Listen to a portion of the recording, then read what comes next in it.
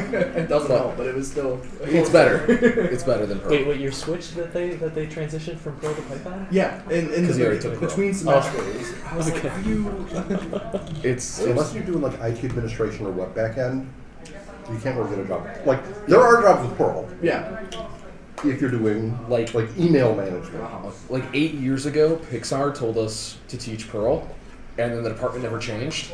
Yeah. And more recently, Disney called up and said, Autodesk products are what a lot of people are using. They should learn Python because they can make things for that. And now we've switched, which is phenomenal. But it took everybody telling them that, and then Disney finally.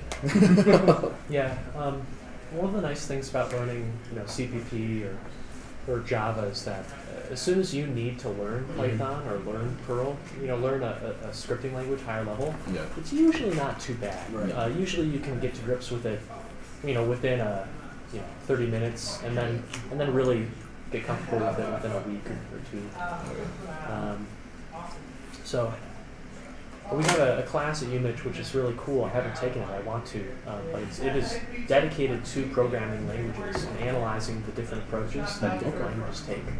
And that can really give you a lot of insights. That's awesome. So I wanted to introduce you to some of the students from EMU. My name's Austin. I'm Nick. Nick, it's good to meet you. Nice to meet you. You're a student SAG? Yeah, I'm SAG major. Awesome. Yep. This is Mark. Nice to meet you. Good to meet you. And Brad. Yep. Awesome. Brad was just standing here. He's cool.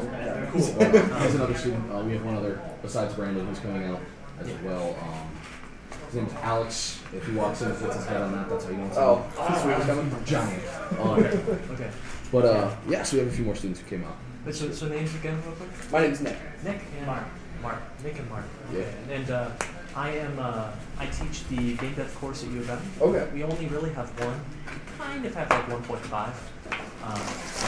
Yeah, no program there. A lot of people who want to learn. That's awesome. That's what makes it happen, right? And if it wasn't for Austin, then you wouldn't be as involved in the game dev community in Michigan as they are. Yeah. So we gotta get this thing big. Because if it wasn't for him and Lars and Larry helping get that showcase going on, me and Brian would have never really found out about this or anything else. Right. Although we had been coming out as well.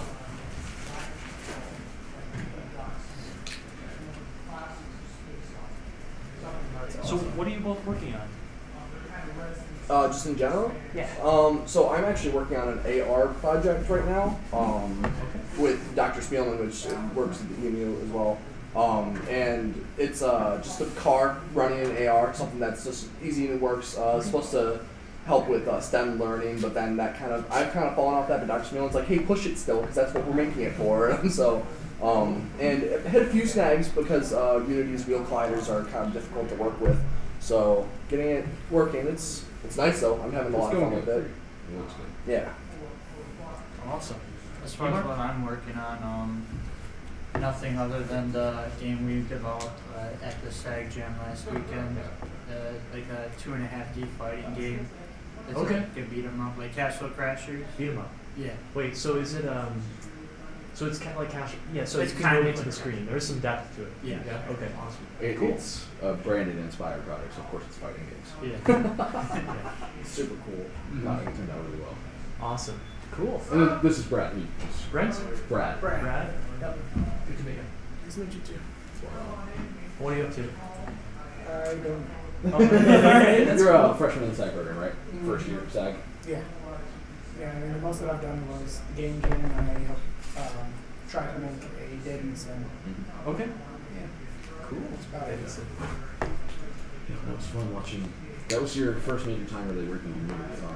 Mm-hmm. Yeah, it's a fun project. Dialogue and all that stuff, trying to get it in. Yeah. Yeah. No. that was interesting. Yeah, we stick to rollerball when we're first introducing Unity. Rollerball's nice. Oh, It's yeah. a good tutorial. It is a good super tutorial. well. So our first project in 494 is for students. They have like 5 days. They have to re-implement rollerball, but actually add to it. Oh, really? So they need to add jumping mechanics, and they need to add, a full game loop where if you fall off, you reset and stuff like that. And then another good tutorial is the Flappy Bird one. Okay. And if you do that one, we have the students do that, and then they add on a multiplayer mode to it. Okay. And that's So those are good tutorials. We're looking to spice them up in new ways. Yeah. What we want to do is we want to have one of those be like you submit it as an Android application. Oh, okay. So that you can just get a feel for the different platforms that a game engine can give you access to. It's really, really neat. God, that was my least favorite part of trying to make that showcase game last year. Oh, yeah. Was trying to get it on Android. Oh. Was it just the deployment? Or? Have you been having trouble exporting to Android with 2017.2 or 3? I don't use 2017. It's not working. Yeah, I've had a little bit. I'm having a lot of trouble with it, and that's the stuff that runs the Euphoria things that I'm working with Dr. Spielman for. Okay. So that's why I've been having trouble with it. All right. Does Stardock's engine I'll reach out to the support comp side and see. export to Which engine? Because one of We've had so many of them. oh boy. And I'm sure the answer is no. Yeah. Okay. Find Two seats, mobile apps, save your sure. seats. But does it support like Linux or desktop, or sorry, Windows or Mac? No. Yeah. All of the projects that we're currently working on are all exclusively DirectX on Windows, except for Ashes, which also supports I rolled Linux. over. I was like, I just break a pen. So I know That may not always be the case, but today, that is the case. So is it you just don't quite think the market is Oh, there really? Okay. Mac How do you spell it? or Linux? Oh, the Mac market's not there. Okay, I spelled with PH. Very cool. A little bit different. So If the level of pain involving porting got low enough, we would probably go ahead and do it. And I'm trying to vector things that way. Like, let's continue to make decisions that don't lock us into a platform. Like, down the street. maybe Vulkan and DirectX is a good example instead of just DirectX. So it's We're pretty much getting a there. general, So I could overview see of everything in the next couple of years being able to do that. But in terms of like the size of market and not losing the market, nothing other than PC exists for us. Yeah, I've been in some meetings with downtown Arbor startups, and where they've been trying to decide whether it's worthwhile to port their iOS game to Android or vice versa. And you always feel that oh it's not going to be a big deal. We can support both. Oh, we get access to all those additional We people. just changed the Unity class here to have a little bit more extra stats too. Yeah. It just gets bigger from there. The rest are starting like And, moving on to different sections too. Like It can be really wise to just not get read the hey, we're just going to support one platform. One thing to do well, if it performs well enough, you can justify. Oh no. I guess. I mean, we're talking about Unity 2 and 3. And it's stuff like Yeah. plugins, right? If you start using external assets, maybe they don't work on one platform, but they do in another, and the complexity just jumps up more than you imagine. Yeah, one of my sort of axioms was the complexity is the If not, we're gonna make a lot of it. one more thing, Okay. Yeah. one more platform, one more feature. Live wallpaper. One of the wallpaper engine. one of the smells that we try and notice as instructors in our course is when a student project implements their main feature, and it's not really fun. They say, but if we just add this complementary feature, right? Well, that's not the right person yet. So you add this additional feature. It is too much. More. You have a lot of stuff and just none of it is very good. Arcade games in the 70s are fun. They don't have a lot of visuals. It's Chasing dogs starts there, right? My name's Corbin. But that's good. Corbin. Yeah. Okay. on Monday, we're actually doing. Are there any students here? Yeah. Yes, we do have a student. Okay. Your boss. Well, I'm not in the class. Oh, okay. Well, more or less. Yeah, I'm not great at it. We're taking the students on a field trip to Spark for an hour. We're going to have two non-gaming game dev subjects presented tonight, like how to use Unity, game dev technologies and techniques for non-gaming purposes. And then we're going to spend just quarterized 70 bucks. So $1 for every student. We're going to take them down to They've done something. My girlfriend runs a Mac with a side to it. Like she has a virtual version of Windows. So Yeah, I definitely know. bring that Is up. it like That's parallels really, or really something like parallels? It's like a lot of she split a up lot of the memory, simplicity, so a lot of apps accessibility so it's arcade gaming. yeah. And But a lot of depth in a lot of So those. she Very runs team engaging on games. both sides. So she has Sort of an embrace of and start constraints. to work on like that only on Windows. One of our biggest problems in And, development today It is takes so long. all of those you don't want, all of those graphics you don't want. Like Do you have any of full that. options to get the thing to switch to Windows. But after you reboot it, Yeah, I mean, You shouldn't just do if you anything. don't hold it, if you have to hold it One for of the struggles I've got or else with it it won't is switch because something happened. the artist will make everything, I know, everything's cable, too textured. like she couldn't Just like, cause. the drive just didn't start. And so she's like, I don't Yeah. have my That doesn't make it Windows any on. better. I don't have it. It's not showing up. You should tell her. Yeah, no, one of the, so I recently got a retro pump, and, you know, I've been playing some old games. Like this is Linux. And man, those games, I play licensed games, right? Like the My Bugs brother Life just game. started off with a computer science program. And that game is not going to impress a lot of people. But just knowing the kinds of budgets and timelines Oh, like licensed game It's, creators had to New do. laptop, it's like $9.99. It's a miracle it even runs. And it's decent once you get Nevertheless, through the school. fact that it's fun. I've been bothering So, to put in so the yeah, context. It's really, really impressive what some of the Linux on. teams back then Yeah, and do. then he booted it up for the So first little time last night. resources. Right. And I put it up in Linux first. Yeah, hey, what are you up to? Yeah. I missed last month. Oh, yeah. Totally passed me up. So you're gonna look for Spark Ipsy Yeah. guest? I've been applying to jobs. That's good. Have you used the 24jobs.com? No. Applying for jobs. That's fine. Oh, I think, I didn't look through that. Okay. You want a boring software engineering job? It is. I mean, it sounds good actually. I work in Ann Arbor as a software engineer making Windows business applications. Like in what language? C#.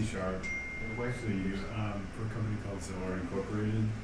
They're hiring developers all the time, Oh, really? and you don't have to be amazing or even be used to the ecosystem at all. And most developers can pick up Windows Forms They are good. relatively quickly. Actually, Windows is like, or Microsoft is my favorite. They make my favorite development tools. Like Visual Studio. Yeah, it's just like everything else is just like development tools for Android and iOS are just like, I feel like I'm in the Stone Age. It's like, when I go to Windows, I'm just like, Yeah, these guys know what they're doing. Yeah, I started when I first learned the program. I started with Visual Studio.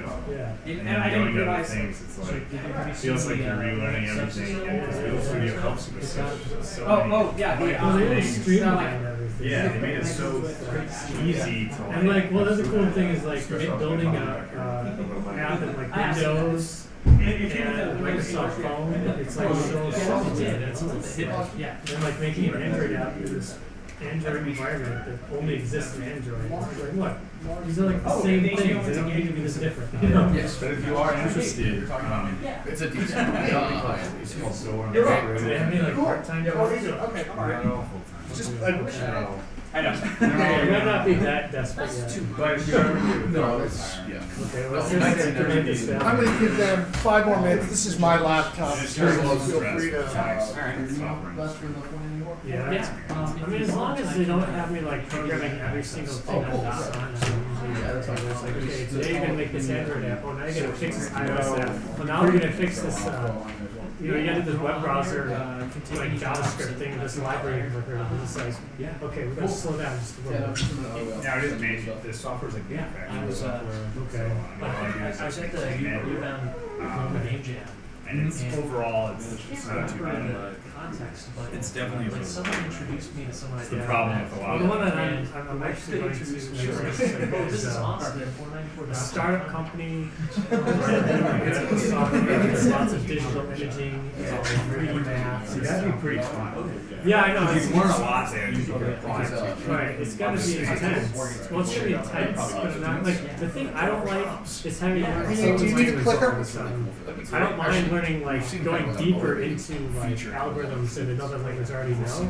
It gets to be like frustrating. Like, it's taking me like the past hour to write a loop. Yeah, And I could have written in like 10 minutes or 2 seconds. Now I have to work out.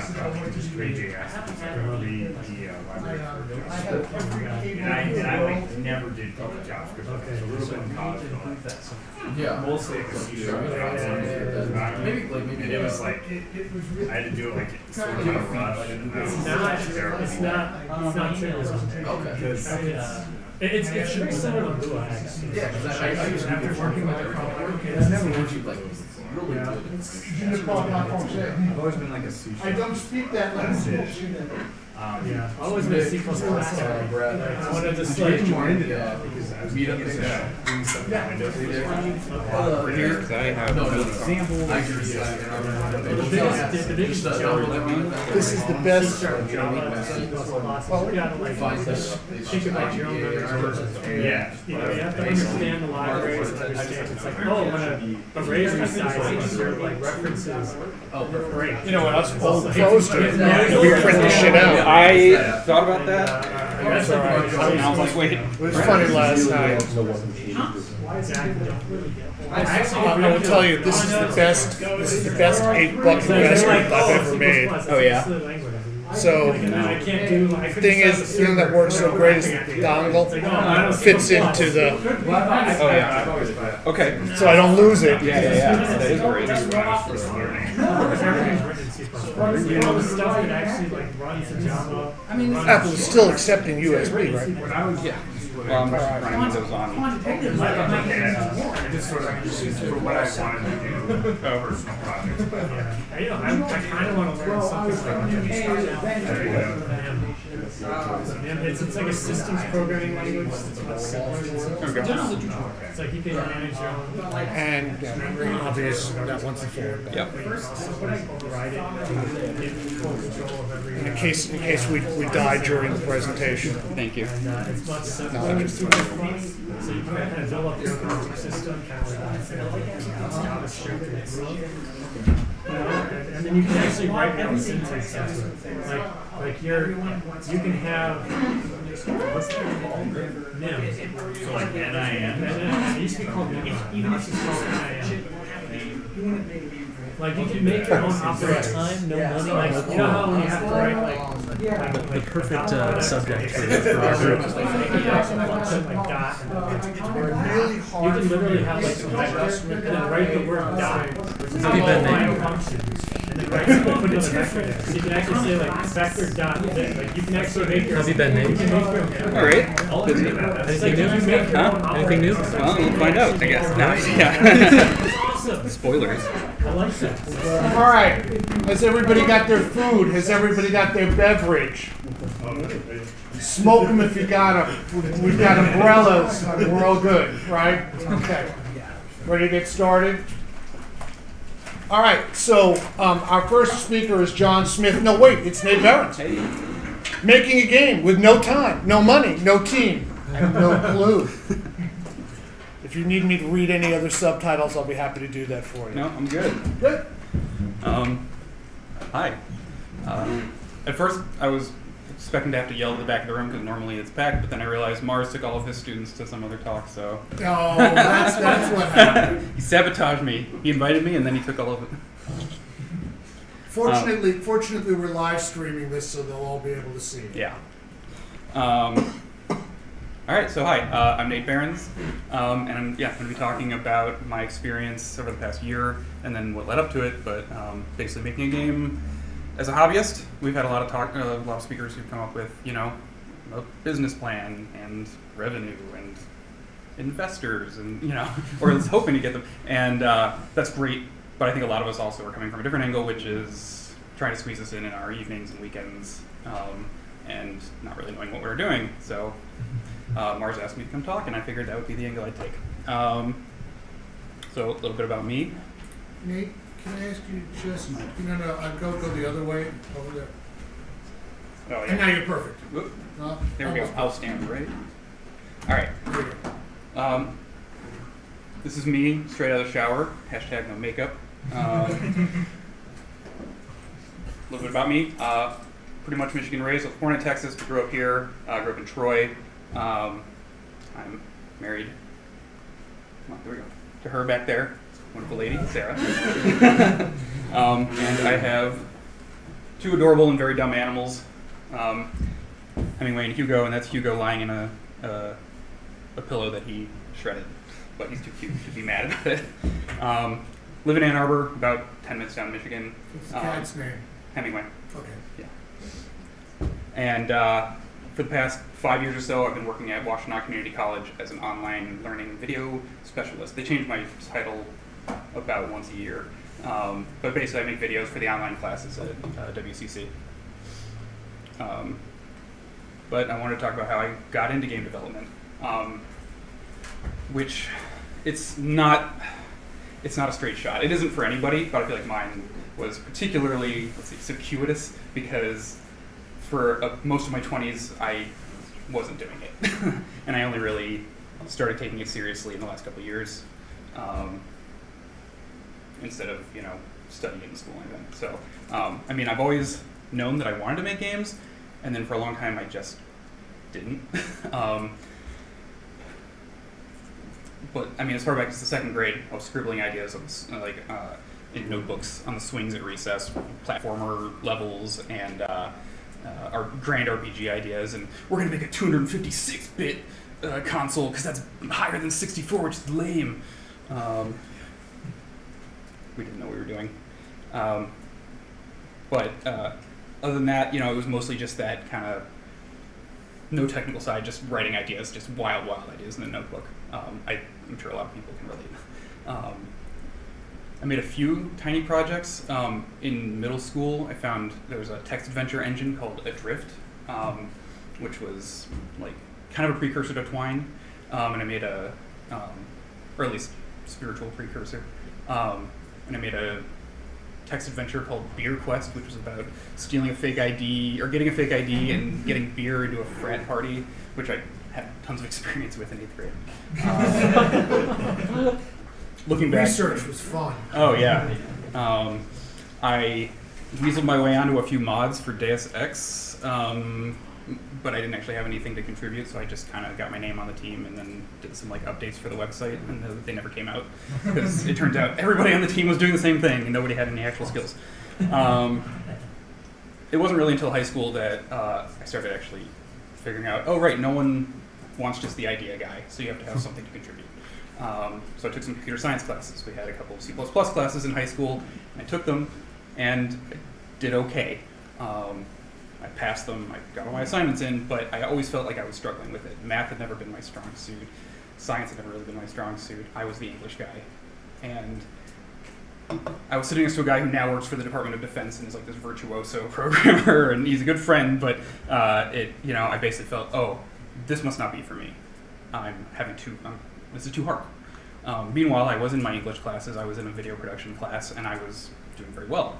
And the feedback was just, programming, not so well.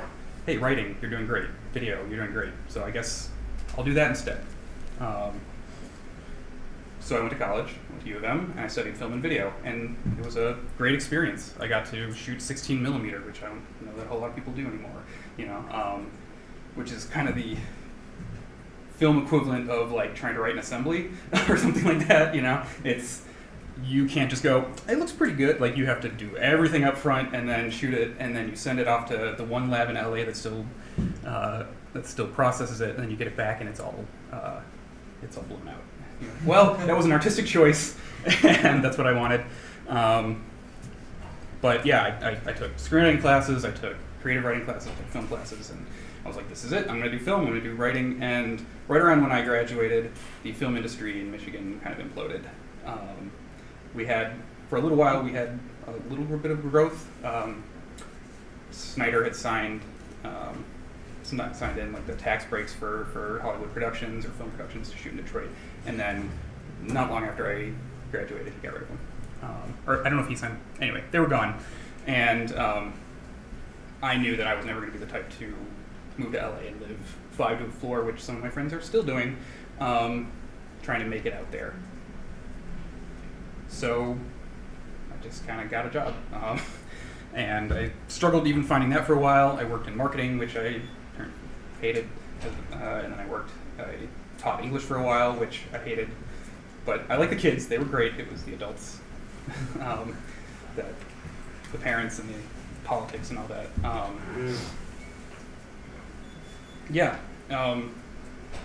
So career-wise, I just wasn't anywhere near game development or any of the skills really necessary for it, at least as far as I knew. And in my spare time, I was working on these side projects, but not really games. I wrote short stories, and then I wrote a screenplay that never got anywhere, and then I wrote a novel that got 60 rejections, I think. Yeah, you know, which it was a great experience, but you know, I just kind of kept having these side projects that weren't going anywhere. Sprinkled in there, I did kind of keep coming back to games, but it was always these little, I would dabble in it just a little bit. At one point, I made a Unreal Tournament 3 map. I had played around with the Unreal Tournament 1 back in the day, and then I made a 3 map, and it's, if anyone remembers Unreal Tournament 3, they remember it didn't last very long, it didn't have much of a community, and nobody paid attention. But it was fine, I finished it, and that was a big deal. You know, that was like the first game thing that I finished outside of Beer Quest, which had made me millions. A couple years later, I followed a tutorial that I found that basically walked you through building a roguelike in Python, and it was a detailed tutorial, and I pretty much just slavishly followed the tutorial. But as I did, I kind of found, oh hey, some of this is making a little more sense than it did back in high school. And I took that code base and I started tweaking it and adding some of my own little stuff to it. And I was like, wait, I kind of know a little bit what I'm doing. As long as it's ASCII characters and, you know, 10 colors or something like that. But up to that point, it was the most complex thing I'd been able to do. I didn't finish it. That'll be a running theme. But, you know, it was something. Then around 2013, when I started at Washtenaw Community College, one of the first courses I worked on, or series of courses, was an Intro Computer Science and Java programming class. And I was working on the videos, but also some of these interactive activities, and I started actually, I had to learn some of the material more. And I was working with this instructor who had been in the industry for 40 years, started on mainframes, loved to tell his war stories and that kind of thing. And I got to work closely with him and bounce ideas off for how to teach these, you know, concepts. And in kind of rolling intro programming concepts over and over again, they clicked in a way that they hadn't for 10 years, basically. I kept kind of poking my head in and going, I'd like to be able to do this. Oh, this is too hard. I'd like to be able to do this. Oh, this is too hard. And finally, it took a long time, but in working on this class alongside this guy, it finally clicked. And I ended up actually auditing those classes after I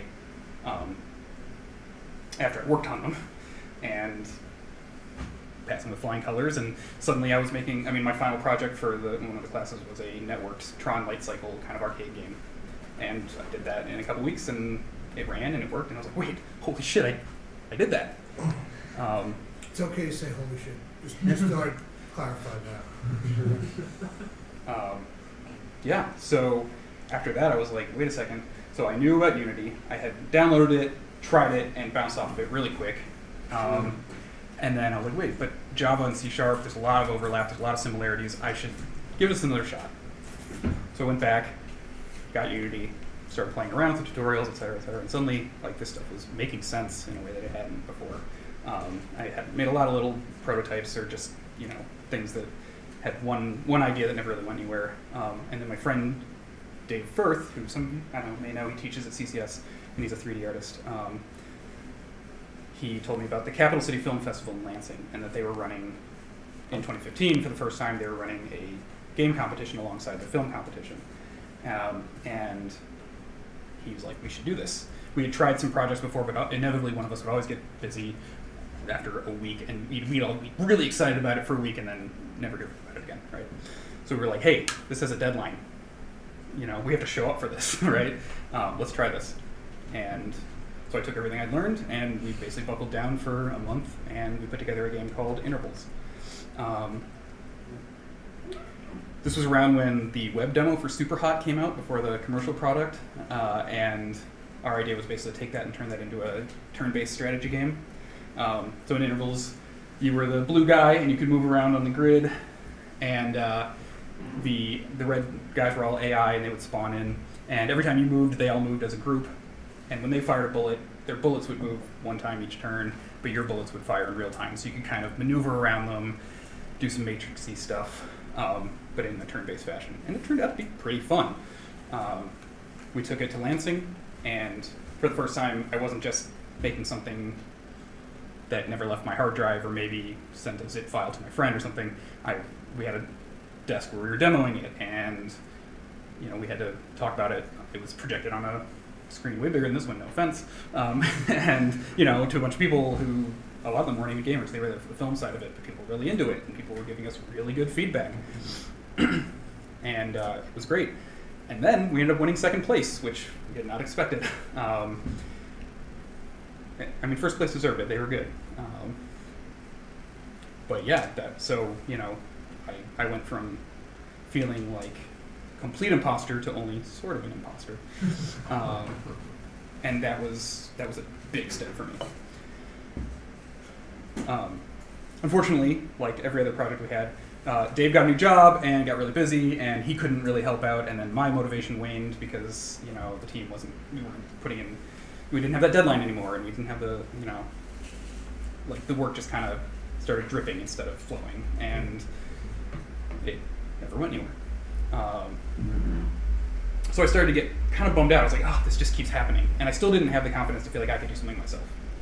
I was like, and I can only do my little sliver. I need to be collaborating with someone to do a game. But what I can do is I can make videos. At the same time, this was around the time that Game Maker's Toolkit, that YouTube channel was becoming a little more popular. Ahoy, Retro Ahoy, those documentaries and that kind of thing were becoming popular on YouTube. And I was like, hey, I'll rip that off.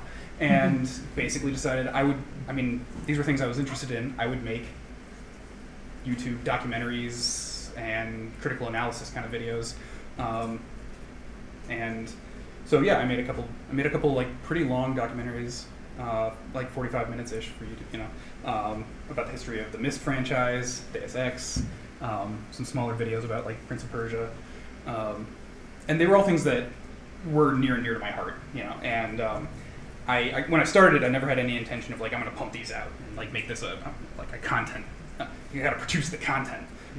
It was just like, hey, these are things I'm interested in. I'm going to research them. I'm going to play through the games again, think about it, write my script, and make the videos. And it kind of worked. People seemed to like it. A lot of them were getting tens of thousands of views, and I made a few $100 off of YouTube, which is something. The developers would like retweet them on Twitter and be like, hey, this was a cool trip down memory lane. People should watch this. This got on the radar of the animation director at Naughty Dog, which, you know, considering this was about animation and fluidity and of movement and that kind of thing, that told me I was doing something. And then the ideas kind of stopped coming. And I just didn't want to make stuff that I wasn't interested in. But the bigger issue was actually that in making them, what I really wanted to do was make games. As I was reading them and making these videos, I was like, man, this is giving me ideas. I want to take what I'm thinking about and apply it instead of just making these videos. So I kind of put it on the back burner, but I didn't want to stop. It's not dead. It's been about a year since I put the last one up, and I literally do get people reaching out to me saying, hey, you should make more. And I do have one kind of in the works for the next month or so, next month or two that'll probably out. But it's never going to be something that I'm just like pumping the videos out. And so YouTube's algorithm doesn't really like you to be sporadic, so I'll probably never, like, it'll never be some kind of, you know, major source of income or anything for me, but it's something I like doing. But like I said, it just kept inspiring me. I want to make this game. I want to make games. So of course I did the thing that I think a lot of us have done, and I jumped into making my dream game, my magnum opus. So I decided I did want to challenge myself, and I knew that there wasn't necessarily this might not end smoothly. But I decided I want to make like a Deus Ex or Dishonored style like open stealth game with multiple paths, like the immersive sim kind of. All thing. yourself, all by yourself. All by myself. You can do it, right? Yeah. I was like, well, but don't worry. I know that sounds like too big of a deal, but I was gonna do kind of a low poly graphical style, which would make it all better. Yeah. Yep. Well, sure enough, I pushed myself really hard, and I did manage to develop systems. Again, like the last thing I'd done, I mean, the AI in intervals was basically like pick a random direction, and if you have line of sight to the guy, shoot. You know, so I pushed myself to like, hey, I need to build a stealth system, an AI that reacts to like the player's movement and their, you know, their motion, and I couldn't get, based on lighting, I couldn't get the lighting working. You know, but you know, I had working stealth. I had AI that was mostly not idiotic. Well, they weren't smart, but they weren't broken either all the time. I had like mantling and stuff. Like I was building on the systems one at a time and making it work. And I did come up with, I thought, a pretty cool art. This is not the final art style. This is kind of the development of an area. Now these are too small, but the capsules were not final; those were just placeholders. But the environment ended up actually having a pretty cool style that was like low poly, kind of '90s Quake or Silent Hill, early 3D look to it that I was pretty happy with. And so I was feeling good about it, and then I just kind of had this moment where I realized, oh, like I'm 6 months in, I have one gray box level, a bunch of roughed out systems, and this is going to take me 5 or 6 years, and then fail, because there will be some other like trend no one will want plays or something like that. And I realized like I'm okay with failing in the end, but I don't want to spend 6 years and then fail. So I had my come to Jesus moment, and I was like, I need to throw this away, not throw it away, but I need to come up with a project that I can finish in a reasonable amount of time. So I canceled my unannounced game and decided. So that was Seed Thieves that you put on hold. This was Seed Thieves, yes. Okay. And I was like, all right, I'll come up with something that I can actually finish. So when I started thinking about a new project, I needed to take into account, like, I need to emphasize my strengths and mitigate my weaknesses. And so the strengths were, hey, I do like writing, I can do that. That's the fun part. So I need to be narrative heavy. I love environmental storytelling. I wanted to keep that kind of that art style that I was pretty happy with how it was turning out. Weaknesses, I needed to be able. It couldn't really have any elements that I couldn't do. I don't know anything about animation. I don't want to have to deal with a bunch of like physics bugs or something like that. You know, I don't have a budget. I can't really hire out people or contract people. So I was like, all right, what kind of game can I make that plays to those strengths and weaknesses? A walking sim, yeah. So if you aren't aware of the term, walking sim is basically a term for an adventure game where there isn't much gameplay. You just kind of experience the story. You just kind of uncover the story. Sometimes there's puzzles. Sometimes there's very light action, but generally it's like Gone Home or Vanishing of Ethan Carter, things like that, where the story is paramount. It's right up front, and you're pretty much walking around an area uncovering the story. And people love them. I knew it was niche, but I also had a day job, so it's okay. Like, you know, basically it's what I wanted to make, and I figured, hey, I can actually finish this. If I had decided to make, you know, some super fast-paced shooter or, you know, another big RPG or stealth game, like I wouldn't finish. So I was like, you know what, I don't care. I'm just gonna make something with a scope that I can manage. Around that same time, I was also doing a lot of reading about cults. I don't know. This had nothing to do with anything. I just went down the wiki rabbit hole on cults a whole bunch of times and found it fascinating. I've always been interested in people's belief systems and how they arrive at those belief systems and how those can be manipulated and what people get out of cults and, you know, that kind of thing. So I was pretty obsessed with that idea at the time, and I was going to do a walking sim, so I decided I will make a walking sim about cults. And that turned into Sagebrush, which is my current project. Sagebrush is a first-person narrative adventure game about exploring a cult compound after a mass suicide event, which is very cheery. So this is aimed at kids, right? Yep, yep. Switch version is going to be Q3. Yeah, I mean, hey, they're actually being pretty. Yeah. Oh, I should replace all the voice acting with that Banjo-Kazooie, like, yeah. The emphasis is on exploration and uncovering the narrative. I should say, so, yes, right up front, it's about a mass suicide, and initially I thought, ooh, and then the plot twist at the end is that you'll discover they all killed themselves, and then I was like, no, everyone will see that coming 100 miles away, because every story about cults in any form of fiction ends one of two ways. They summon demons, or they all kill themselves. And I wasn't going to have demons because it wasn't going to have shooting. And so I was like, all right, let's just sidestep that issue altogether. That's now the setup. you know, literally the first thing you see in the game is the site of the, Black Sage Ranch and a suicide.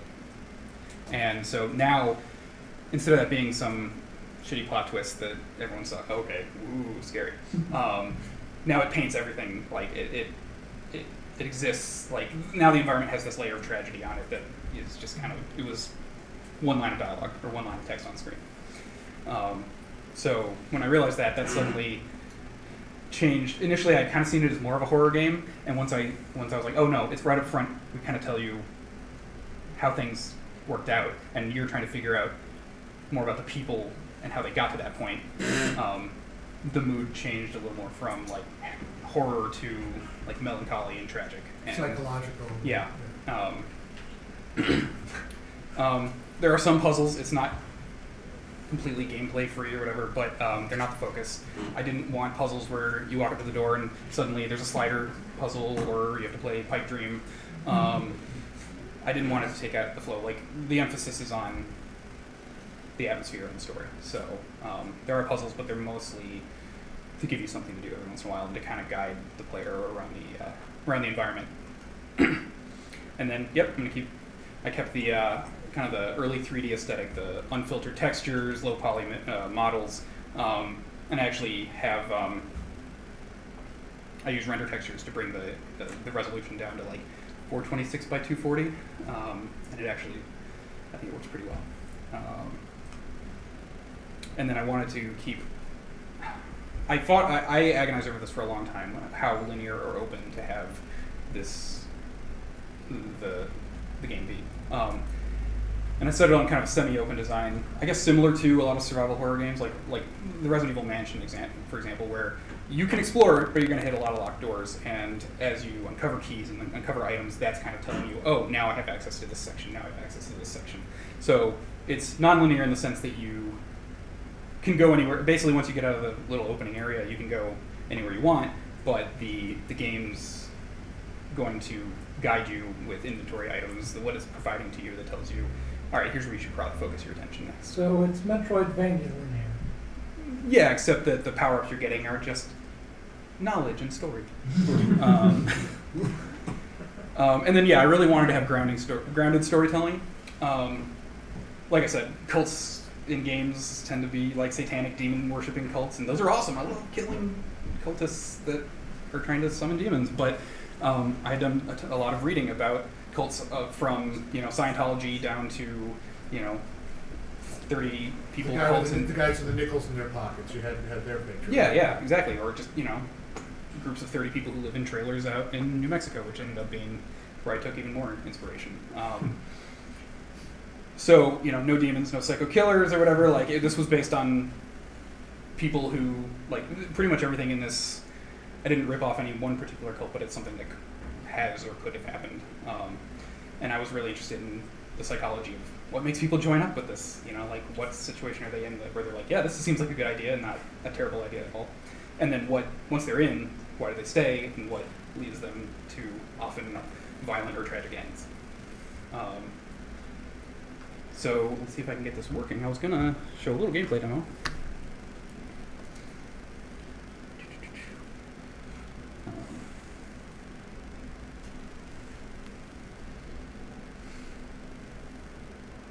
See if this works. Yeah? Okay, this is going to be difficult. Oop.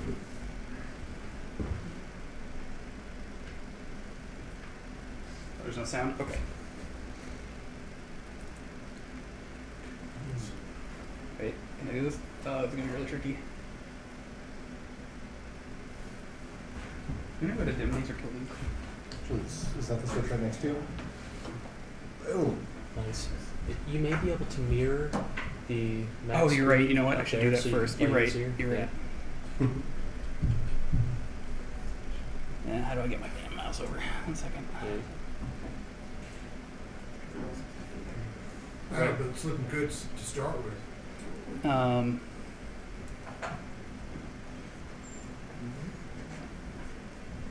we go. Yeah, the intro is going to be a little bit boring because it's basically a voiceover over a black screen. So,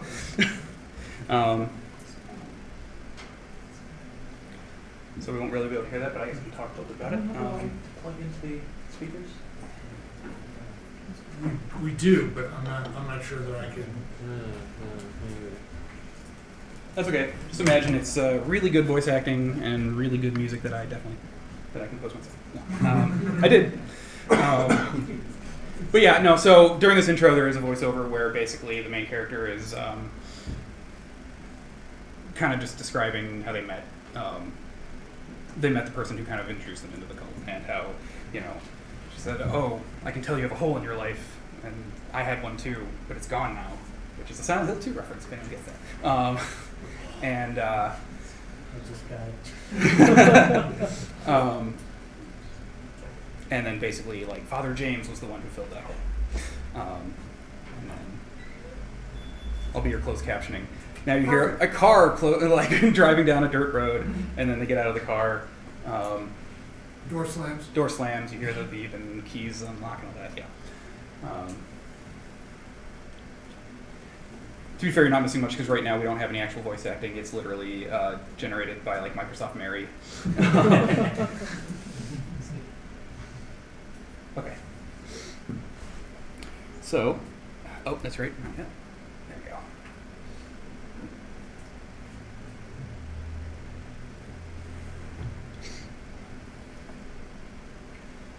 All right.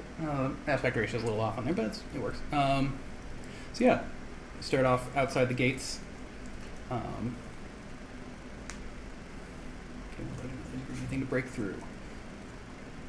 This is the place. So, you know, the gameplay is pretty much walk around, examine things, and occasionally pick up items.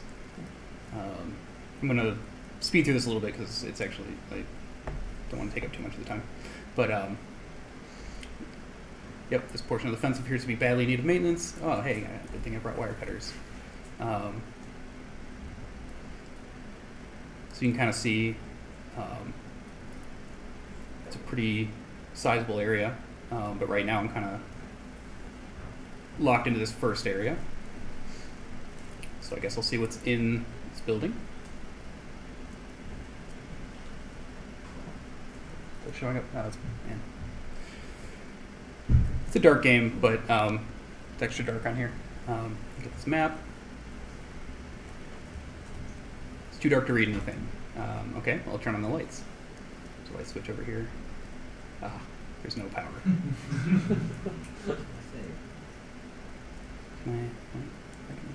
Yeah. I'll get the lights on so you can actually see what's going on.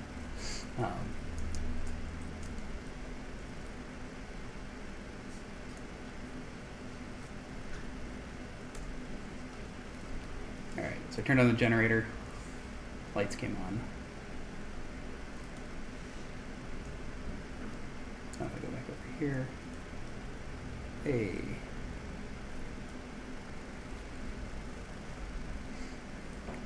This is clearly some kind of mess hall. Man, this is better with sound, sorry.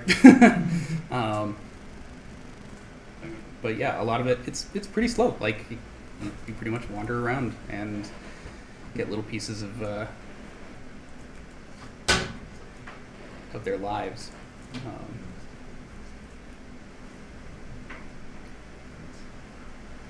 Also, what I was trying to remember is we've got the HDMI going to the projector. Yeah. And I think we had to have an RCA coming out to the speakers.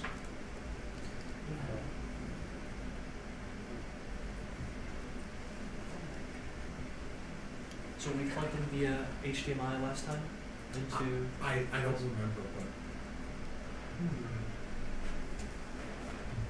So I'm going to cheat a little bit and just solve this puzzle real fast. Hey, there's a key, look at that. And that'll let us move on. I always like the God codes. Yep. And now pretend there's very dramatic music playing right now. Or no, just kind of like creepy foreboding music. And so we've got all these kind of points that we can kind of head out to. But we know that we got a key that says farm shed. And if we look at our map, which is ugly right now, I'm going to rework it, but we can kind of look around and see a lot of the locations we're going to, and then the farm is over this way. So head over here.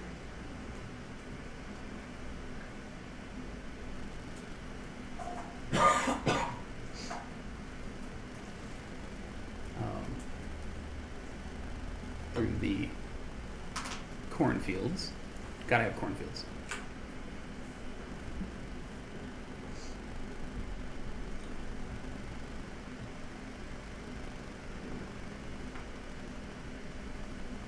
And look at that. There's the shed.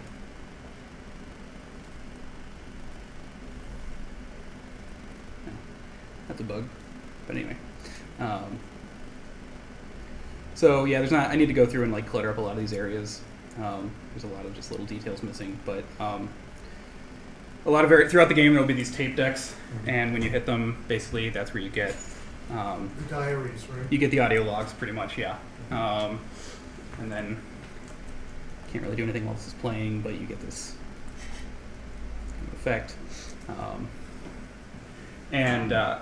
So yeah, a lot of the narrative is being told through. I mean, it's not revolutionary. It's being told through notes that people left. It's being told through the environment, and it's being told through audio logs. Primarily, they're not meant to necessarily exist diegetically. It's not like this character went around and left tape recorders throughout. It's more memories than anything, and you're just kind of getting like a sense of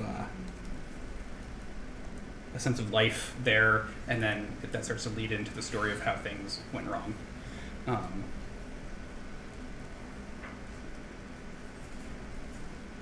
So I'm gonna cut it off there. But yeah. So just a quick note on that. I mean, Yeah. I was saying this the other day when I was talking at the, I think it was at the game jam. There are a finite number of mechanics. Mm-hmm. And it's how we piece them together, whether we have written manuscripts, whether we have some device that gives us audio logs. Mm-hmm. I mean, it's the same thing. We're working on System Shock, right? So we also use the audio log mechanic on there. I mean, it's trite and true. Yeah. But there's a reason. I mean, it works. It works, and it's a convention that people understand. And I've avoided having two skeletons holding hands in bed, so I think I've avoided the biggest cliche in environmental storytelling, so I think I'm good. If you ever played Fallout, or basically any game after anything terrible's happened somewhere, yeah. So that was just kind of the first few minutes. That would probably take closer to 20 minutes or half an hour if you didn't know exactly where to go and were looking at things. Quick question on that hint system for people to get started, or you thought about that, or? So I've designed the first couple of areas to really kind of like, you just can't leave until you've kind of poked in the right places. And then, no, not yet. Would that be something that you would think? It'd be something I consider. Right now, the few playtesters I've had, and it's few, it's a small sample, they've gotten tripped up on some of the puzzles, but they've not gotten so tripped up. Usually it's pretty clear when it's like, it kind of breadcrumbs you where it's like, the key to this area, you just pick this up. Well, I wonder where I should go next, and then the map makes it pretty clear where to get there. Like you're rarely left with ideally you should not be left with no idea where to go. And it's a small enough area. I really do want to avoid people just wandering in circles, with no clue what to do. But ideally, it's a small enough area that those circles would be pretty small if they had to do that. But yeah, no, it's something I would consider, and definitely, based on some early feedback, I reworked one of the puzzles to let's throw a few more hey, exclamation mark hints as to where to find this clue or whatever, that kind of thing. So yeah, I mean, that's something that I really want to address after more playtesting. Make sure that nobody's really needing those hints, because I don't want it's not meant to be a brain scratching kind of, it's not meant to be a tough game. It's meant to tell the story. It's meant to tell the story, and the puzzles are there to make it feel like you're not just watching a movie, So yeah, I've been working on it for about a year. I started on it in March of last year, and so I was going to do a little bit of a kind of mid-mortem about what's going well and what isn't. So what's going well? I think the aesthetic is working. It's working for me. It's something I can produce relatively quickly. I'm not much of an artist, so. Not only do I like that early 3D look, but also hey, it's pretty easy to make things out of cubes, and no normal maps, and no, like, no specular lighting, the shaders are very, very simple. I have a couple custom shaders in there. They're pretty simple. In fact, it's mostly been, how do I get Unity to stop looking decent? Pull all the texture filtering off of every texture, that kind of thing. So yeah, low poly models. Early on, I was doing pixel art for a lot of the textures and trying to do my own pixel art, and it was just looking too clean. It ended up looking like Minecraft more than I wanted a grungier look, like Silent Hill on PlayStation 1 or something, where it's just everything just kind of looks ugly, good ugly. So I started working off of basically public domain photos, downscale, manipulate them and get the tweak the colors and all that, and then downscale them to like 128 by 128 or something like that. And, some cases 64 by 64, and work like that. Use ProBuilder for prototyping and level geometry, which I don't know if you guys just heard. It just got rolled into Unity proper. ProBuilder is great. It basically is level design tools within the Unity editor, so you don't have to build stuff in Blender and bring it in. I still do a lot of that, but for level environment geometry, it's great for prototyping. But in my case, the actual final geometry isn't much more complex than the prototype stuff, so I just basically did it all in editor with ProBuilder. Any individual asset probably isn't that interesting. If you look at my mug, it's got about, it's a 8-sided cylinder, with pretty much a solid gray texture on it. Or I have a music stand that, again, it's just a few cubes, but it works together along with the lighting and the sound and everything too. I think actually come up with a pretty cohesive and coherent, and I think it's good. I think it's a pretty good look because it's consistent. And right now, I think this is going to change, but right now I think it's still relatively unique in the indie scene. There aren't a whole lot of games that aggressively go for the kind of crappy early 90s 3D look. Dusk just came out, and that game's amazing, and they are doing a lot of the same stuff that I'm doing, but better. But other than that, outside of obviously there are a million Minecraft clones, but that have the pixel art textures and that kind of thing, but those tend to have brighter looks, and everything is literally cubes as opposed to something that is trying to look more like PlayStation 1 or early Quake or something like that. So I think it does stand out a little bit from the crowd there. And then for me, it just presses my nostalgia button. Those were the games that made the biggest impact on me. Thief the Dark Project and stuff like that. So that's what I'm going after. That's what I'm chasing. Staying in scope, I talked a lot about how the whole point of this was to make a game that I could finish in a reasonable amount of time, so that if it failed, hey, at least it was a learning process, and I can just move on. The game has grown a little bit since the very first idea, the very first kind of conception, but not much. I basically initially wasn't going to have any voice acting. It was going to have fewer buildings, and I just threw a couple more on to make it something that I would feel comfortable putting a price tag on. It's not going to be very high, but something that shouldn't just be like a freeware game on itch,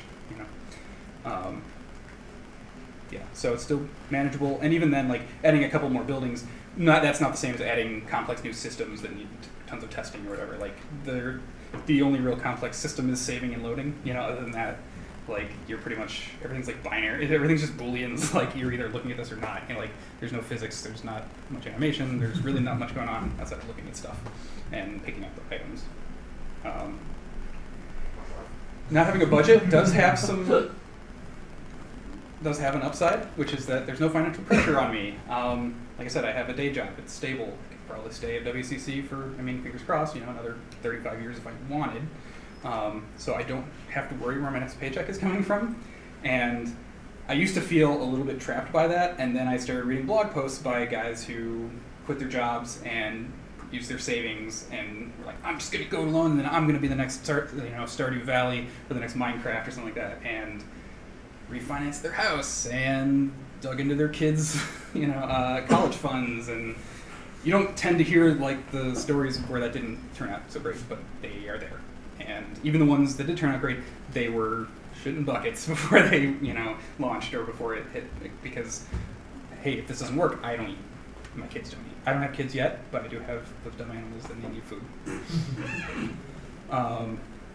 So actually, it started to seem to me like kind of a boon. I can work on this without freaking out about whether it sells. It doesn't need to sell. I'd like it to, but if it doesn't, it's just my ego. It's, you know. And then, you know, the artsy-fartsy side of me, I don't have to sacrifice anything for marketability. I can just make the game I want. I don't have to sit there and think like, oh, well, maybe I should consider monetization, or what? Oh, people really do expect like there to be action in it. Maybe I should throw in some, maybe they're zombies, or I don't know, or memory zombies. I don't know. Like, I don't need to do any of that. I can make my, I mean, some of you are probably looking at this and going, that looks kind of boring, honestly. Fair enough. You know, it doesn't need to be for everybody. And that can be kind of freeing. Staying motivated. You probably noticed there's a long-running theme in this talk of me giving up on things. And I haven't given up on this yet, and I'm closer to being done than I am to having started, I think. It's a small enough scope that I can see the end. You know, on Seed Thieves, I would have these moments where I can't see the work that, and not only do I not know, I don't even know what needs to be done left. You know, like I don't even know what still has to be done, let alone if I can do it or how long it's going to take or anything. And here it's like, no, I know, I've got a checklist, I can see the end in sight. And that, just being able to kind of picture that has been a game changer, no pun intended. So it helped that I started with smaller projects, not always necessarily game projects, but like I said, you know, I wrote short stories, and then I wrote a screenplay, which is longer, but it's not as long as a novel, but then I was able to write a novel, and I could only write the novel because I wrote the short stories and the screenplay, and finish those and go, hey, I can do this. And so working on games for competitions, working on game jam games that I did a couple of, like, that told me, hey, I can finish things. And then working on something really big told me, well, maybe I need to scale it back, and here's something that I think I can finish. Finding this community was huge. Yeah, I mean, it was literally, I started this right after, I went to the Global Game Jam at U of M last year, and at that moment I was still working on Seed Thieves, and it was right around then that I decided to can it and start on this. And it was from there that I found out about different meetups and just kind of spiraled from there. And so I go to the Detroit meetup, I go to this one, and like, it's, you know, I met Mars, and Mars has been a huge cheerleader for me. Like, I think he's more interested in this game than I am, like, and or at least he pretends to be. And I don't care if he's pretending; it's great. Like, a year ago, I felt like I was just pretending. I was just some guy. You know, I didn't have any industry contacts. I didn't have any experience. I didn't have anything like that. Not that I, you know, could walk into a party at GDC and be like, hey, you know, like now, but I know people, and we can support each other, and we can commiserate together, and we can see each other's like trials and tribulations, and to me that's been a massive difference. And then having a supportive wife and friends. Yeah. Find yourself a wife who doesn't like hate you when you say, I really need to work on my game tonight, you know, or like. Or just like, I need to go sit at the library because the dog is jumping on my lap, and, you know, like that kind of thing. And I can't work while this dog is jumping on my lap. I'm an artist. No, supportive friends and family who you can send stuff to, and they tell you it looks great, and you don't believe them because they have to say that, but it's great. You need it. And then some of it was redefining success. I thought about doing the tighten up the graphics in level 3, but picture for this, but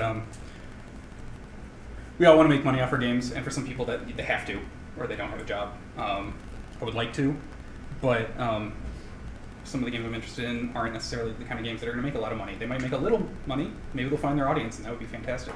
But, you know, I mean, yes, the dream for me would still be to be self-sufficient enough to, hey, now I can make a game with money, and I can pay a 3D artist to make cups, you know, instead of me. Or hire voice actors.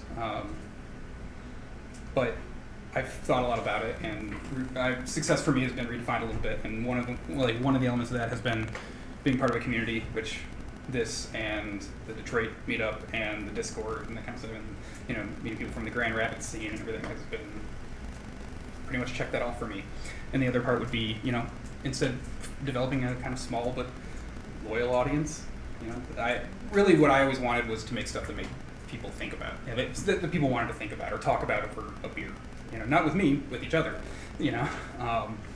and so if I knew that I was doing that kind of thing, I think I would be pretty happy. What isn't going so well? Well, like I said, I'm making a game with no money, no time, no clue. Like, I'm figuring it out as I'm going along, so plenty of stuff isn't going well. Like I said, no money. I have to do everything myself, and I'm not good at everything, and I don't like doing everything, but I have to. So, What about Patreon? Yeah, I mean, I've considered it. I like not having the pressure of people expecting me to pay them back, basically, to reward their funding. I've thought about doing a Patreon for Ludodrome, but then I'm not doing that consistently enough, to, hey, pay me, and sometimes I'll put out a video, maybe. It's, a super convincing sales pitch. And right now, I'm enjoying not having to worry about making people happy until the game's out, basically. But it is something I've really thought about, because I think it would be a good next step. I'm still not a great programmer. I'm able to make the stuff that I want to make, and that's good enough for me, but there are things I struggled for a long time. Hey, how do I serialize every object in the level that needs to be serialized, etc. That took me weeks to figure out, because I'm just not, it's not my strength, but it would have been great to have somebody on the team, hey, can you knock that out? Great. Or the times that I have been on a game jam team with an artist, and it's hey, I have an idea, and they make something gorgeous, and you're like, this is awesome, and I can't do that. I have to, try to make it work. And a lot of times I end up agonizing spending money over whether to buy something or do it myself, and that can be 3D assets or Unity store assets or something. Do I want to build my own input manager or buy Rewired off of the asset store? And even that's $25, but I still have to. I don't know. It's not like I don't have money, but it's not that's my game doesn't have a budget, if that makes sense. So I have spent some, but when I think about voice actors, they're not that expensive, but do I have $1,000 to throw at them, or $500 or something? So the thing that keeps me up, not literally, but is quality suffering. Some of the stuff I have to do myself could definitely be better if I got someone else to do it, but I do it myself. I don't have a marketing budget. That's not good. No time. I have a full-time job. I know I'm not alone in that, but I come home from work and I'm tired. I don't necessarily feel like working a whole lot. We're currently remodeling our house, which has taken up my time for the last couple months, and will continue to. And there's just other things in life, basically. And I'm a pretty anxious person, and I can't burn the midnight oil for very long before it starts to really, really affect my mental health. You read about we romanticize people who they do their day job and they come home and they work for another 8 hours and they fall asleep at their keyboard, and then they wake up and they pound their Red Bull and they get back up there and do it. And I can't do that. I can't. It's called mania. It isn't. Yeah, right. Yes. And then they go up to the tower with their high-powered gun. Yeah, right. Some people can pull that off for a while. I can't. And then comes the other half of manic depression. Yep. Right. If you skip the Red Bull, it's not so bad. I do drink a lot of coffee. When you get older, you can't do it anymore, though. Yeah. I'm not 22 anymore. You need me to sign off on that, because I will. So I need to set aside time, to just chill.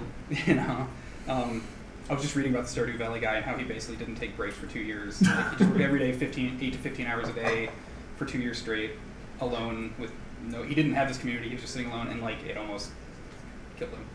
And then the game came out, and he was a huge success. So good for him. But there are a lot of people where that wasn't the way it turned out.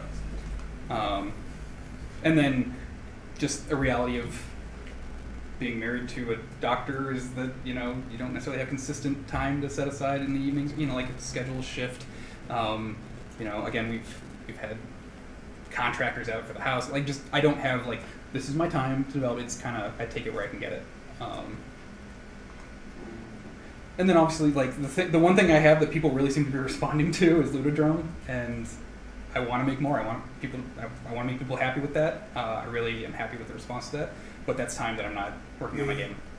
You got to budget it, and you got to have you time. Yeah, I mean, I want to do that, but every time I start, I've had a few ideas, and I start working on a video, and I go, I'd really rather be working on Sagebrush right now. I want to make that happen. Like, I don't want to lose sight of that. Yeah, marketing. I hate this guy. I haven't done any. I don't have a budget for it. I hate it. And I'd rather be spending the time working on the game. And I don't really know what I'm doing. I worked in digital marketing, but we were doing marketing for literally companies that sold ladders and steel strapping that hold down ladders. I don't know what I'm doing. And that's a problem. I know that's, like, hey, the 20 people who read my TIG source dev blog maybe a couple of them will buy the game. But other than that, nobody knows about it. Other than you guys, hey.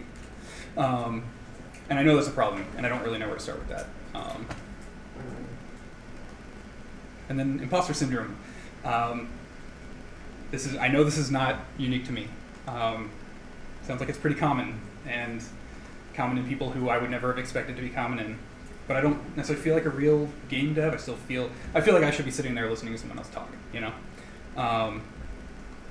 And, you know, it's same with the writing. You know, people tell me, oh, you're a writer, you wrote a novel. I'm like, well, but it didn't get published. And, you know, even if it did, the goalpost would get moved another step. And, I deal with that a lot. And, you know, again, and also not unique to me, I don't know if my game is any good.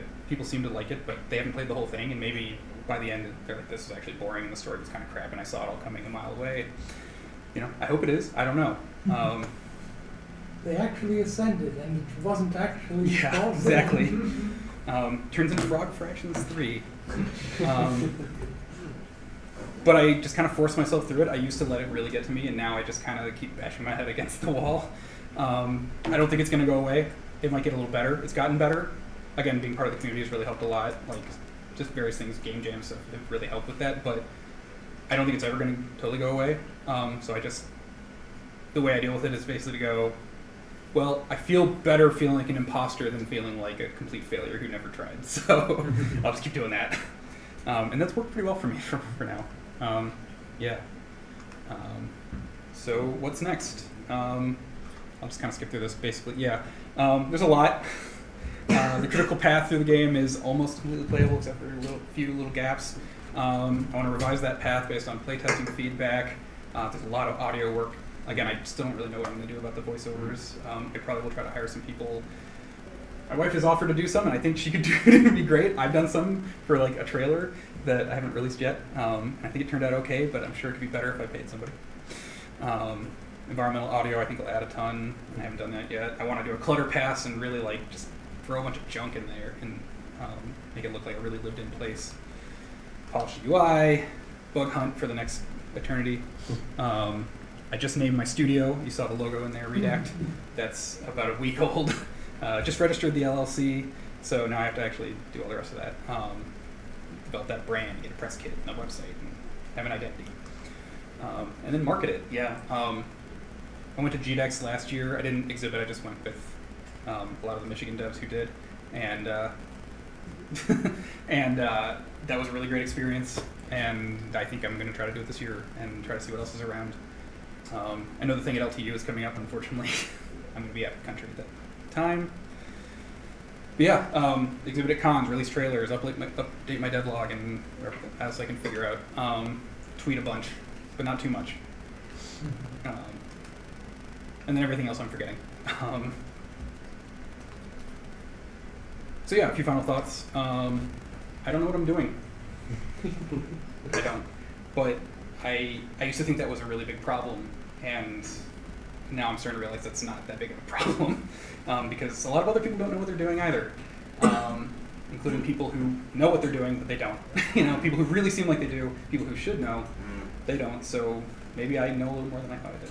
There are different ways to measure success, and at least for me, if I was going and expecting this to suddenly set me up to start my own indie studio and crank out my dream game next, that was not going to happen. It's See not if going to you happen. can find Warren Spector at PAX Yeah. from this year. Mm-hmm. Warren was talking about fail. Yeah. Yeah. And if he's, you know, he's talking about it, then we all feel like we're a failure, you know. Yeah. So I did some soul searching and I redefined what success is for me to something that I think I can achieve. That wasn't easy, and it took basically like reading about other developers who had gone through a similar process and basically being like, oh, it's okay to not judge yourself by how much money you're raking in or something like that, you know. This community is amazing and has been like a huge help for me. And if you guys are here lurking and haven't really gotten involved, like, say hi to people. I'm an introvert, and the first few times I was here, I just went like, screw it, hi, I'm Nate, you know. And like some of those people end up being good friends now. And you know, get on the Discord. Like we're on there doing dumb stuff all night, you know. And it's great. Like, anyway, yeah, making a game alone is really tough, but it's possible. It's not ideal. Like I still would like to move on to a point where I'm collaborating with another project, but for now, You'll find people. Yeah, but for now it was the right thing, and it's doable. Like I think I'm making something worthwhile. So first of all, I mean, I'm gonna ask your opinion, but I wouldn't have thought that from what we saw, we couldn't hear the sound, but from what we saw, it didn't look like a one-person game. I was thinking it reminded me a lot of the Gunslinger on PS1. Just similar aesthetic. It was a lot of fun. I wanted to learn the story. Yeah. I think you've done something really good here. Thank you. But yeah, if you are going to try making a game alone, play your strengths, mitigate your weaknesses, and keep things small. Like that was the biggest thing. Like when I tried to make my dream game, I think you always see like these posts on like the game dev Reddit and stuff like, how do I make MMO? You know, I want to make World of Warcraft, and it's like, you know, I wasn't that naive, but like. Make of, and then you work on the world. Yeah, right. Yeah. And then like when you finish something small, then make something that still feels small, but it's actually bigger than the one. Like what feels small is bigger than what it was before. Like you know, like goalposts. Yeah, and then suddenly like I went from making Beer Quest, which was awesome. I don't know. Just got to keep working. So I'll proofread any of the marketing copy that you write up. Thank you. Yeah, and my last thing is, who wants to playtest? Because in a week or two, I'll probably have a build that where I've gotten like. Bring it back here. You'll be here next month. Mm-hmm. Bring it back here, and I'm pretty sure that every person in the room will sign up for it. Yeah. So. Another thing for you. Yeah. This is just a general thing for the group. Invest $5, $10, stuff a set of cards, business cards to hand out with your studio name on there. And hand it out to people because there are lots of resources. It just makes it easier to get in touch with you. Yeah. I wanted to have business cards tonight, but then I named my studio a week ago and busy tearing out my kitchen for the last week, so I don't have them ready yet. But hey, next time. Yeah, so there's my contact info. Feel free to email or DM me if you are interested in checking it out, and I'll definitely bring a build next time. Yeah. Any questions? Too late. No.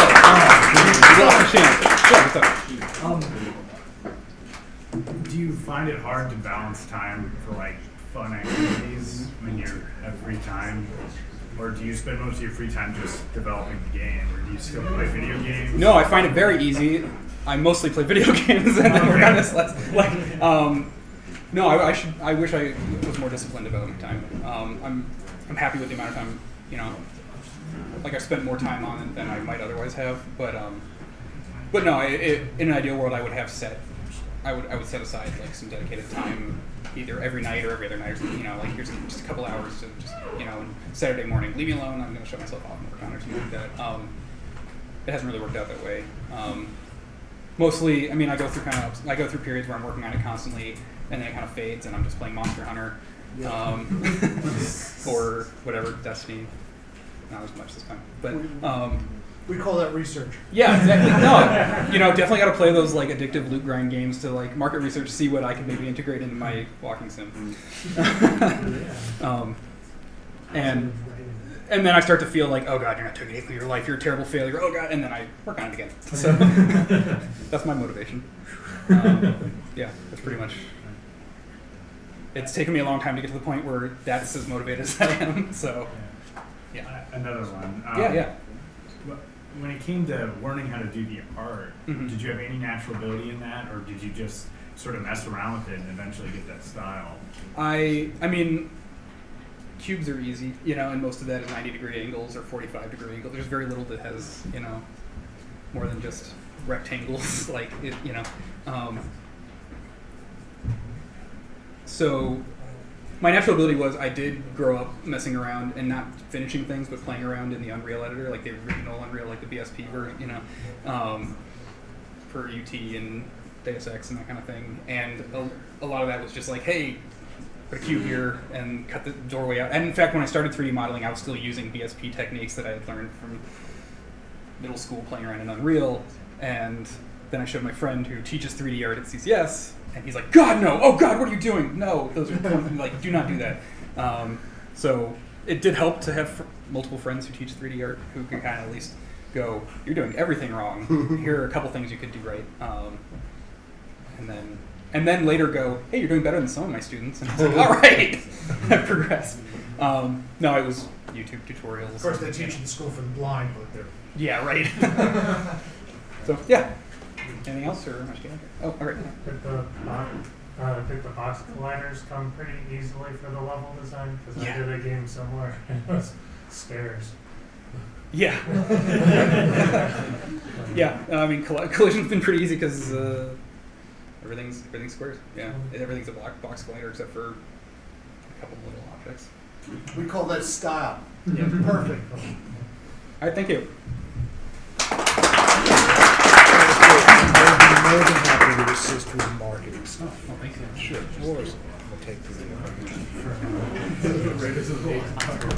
Before the next session.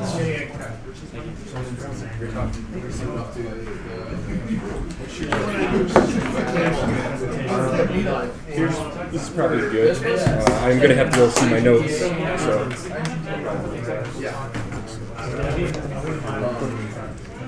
Yeah, I could do it the way that you can understand. Like I'll show what we need to I'll go into detail about all the little demos. Tight. Yeah, demos. Yeah, there we go. Perfect.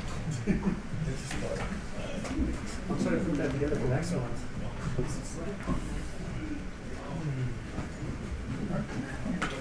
So you have to build the model. It's all right. So you knock me over. And, so when you install your Oh, looks good.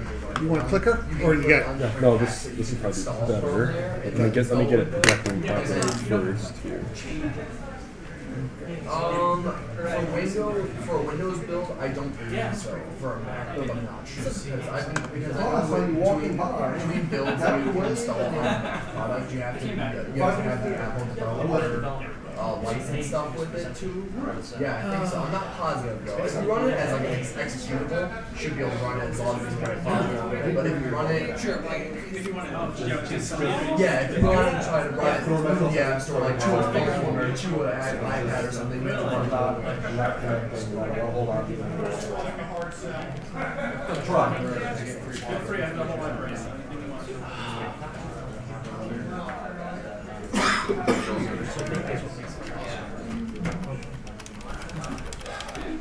I told Dr. Ray that.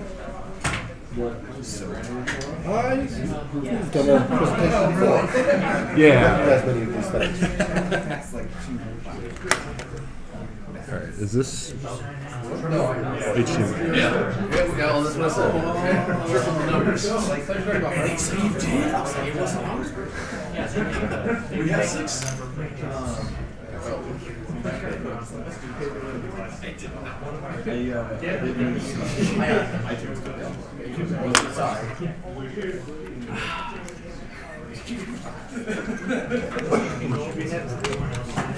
their students. Anyone who is downloading was sick life recently. is good. I said I was sick recently. Somebody said, Anyone who is reading with learning. Brandon's like, Are you sick? we've had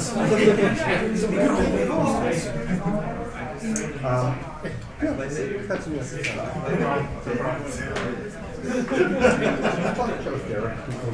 give you better roles like that. What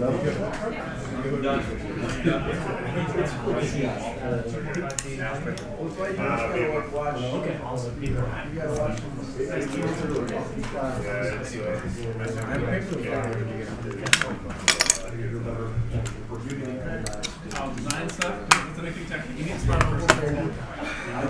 You need random. Just like one. There's like platforms. I get like 3 platforms in. Maybe not even like. It's not free. No, it's free for teams.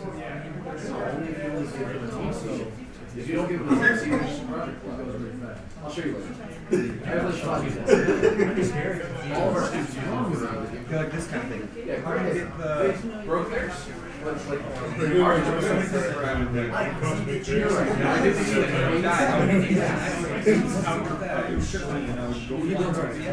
yeah, because we were like 4 of us all like it should know this is my first time doing it. You're gonna first. the only thing you can't do is to make the argument. We gotta get that. Yeah, I'll show you. It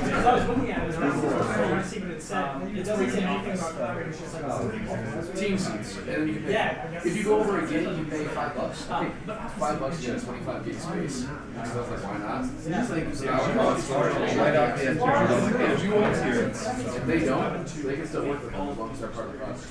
So I don't know a lot of assets. Maybe the purchase or keep literally other projects. See? And I put the ones that we made. That was like further than I uploaded it into the cloud build. I really like the look of it. because they literally say once you're paying for stuff, This is only like a max of 3 people can be on that Class team. Yeah, Not class project. website. So if you're paid for 25 gigs and I get Brandon a seat, he doesn't have to pay the down 25 gigs. That's the team. Wait, so would I have to pay something and then everyone before I need more seconds on my team? And they all get. I think there is a limit at some point on this project. Even the Google to get No, to use the one gig. Yeah. So you get 3, 4, 5 people. Easy. We didn't. Yeah, it works out super well. It still works. Like I installed it back on my phone. Maybe that's a recent change. And they're not like some good software. If they're assigning team seats, like they have if you're not assigning team seats, you're not in your organization. So he has like 0 access to any of my other projects. If you assign a team seat, they have access to all of your projects. It's now project specific. Project specific.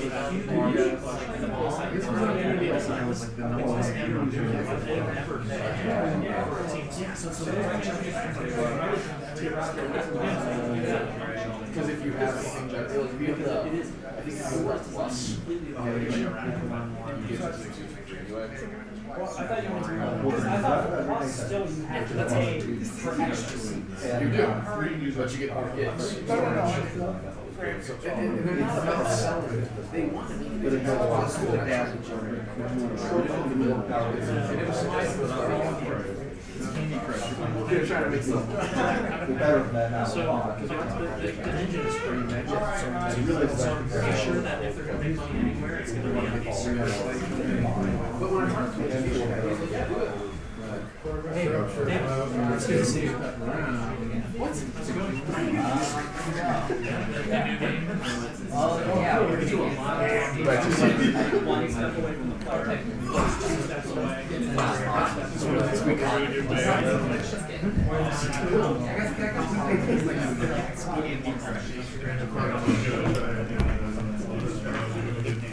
This is one of the fun things I get to do.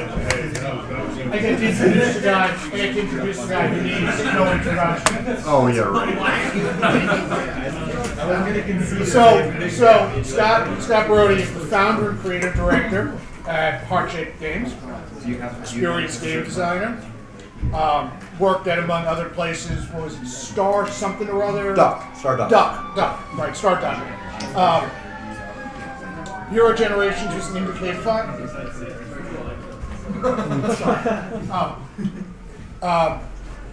was an IndieCade finalist.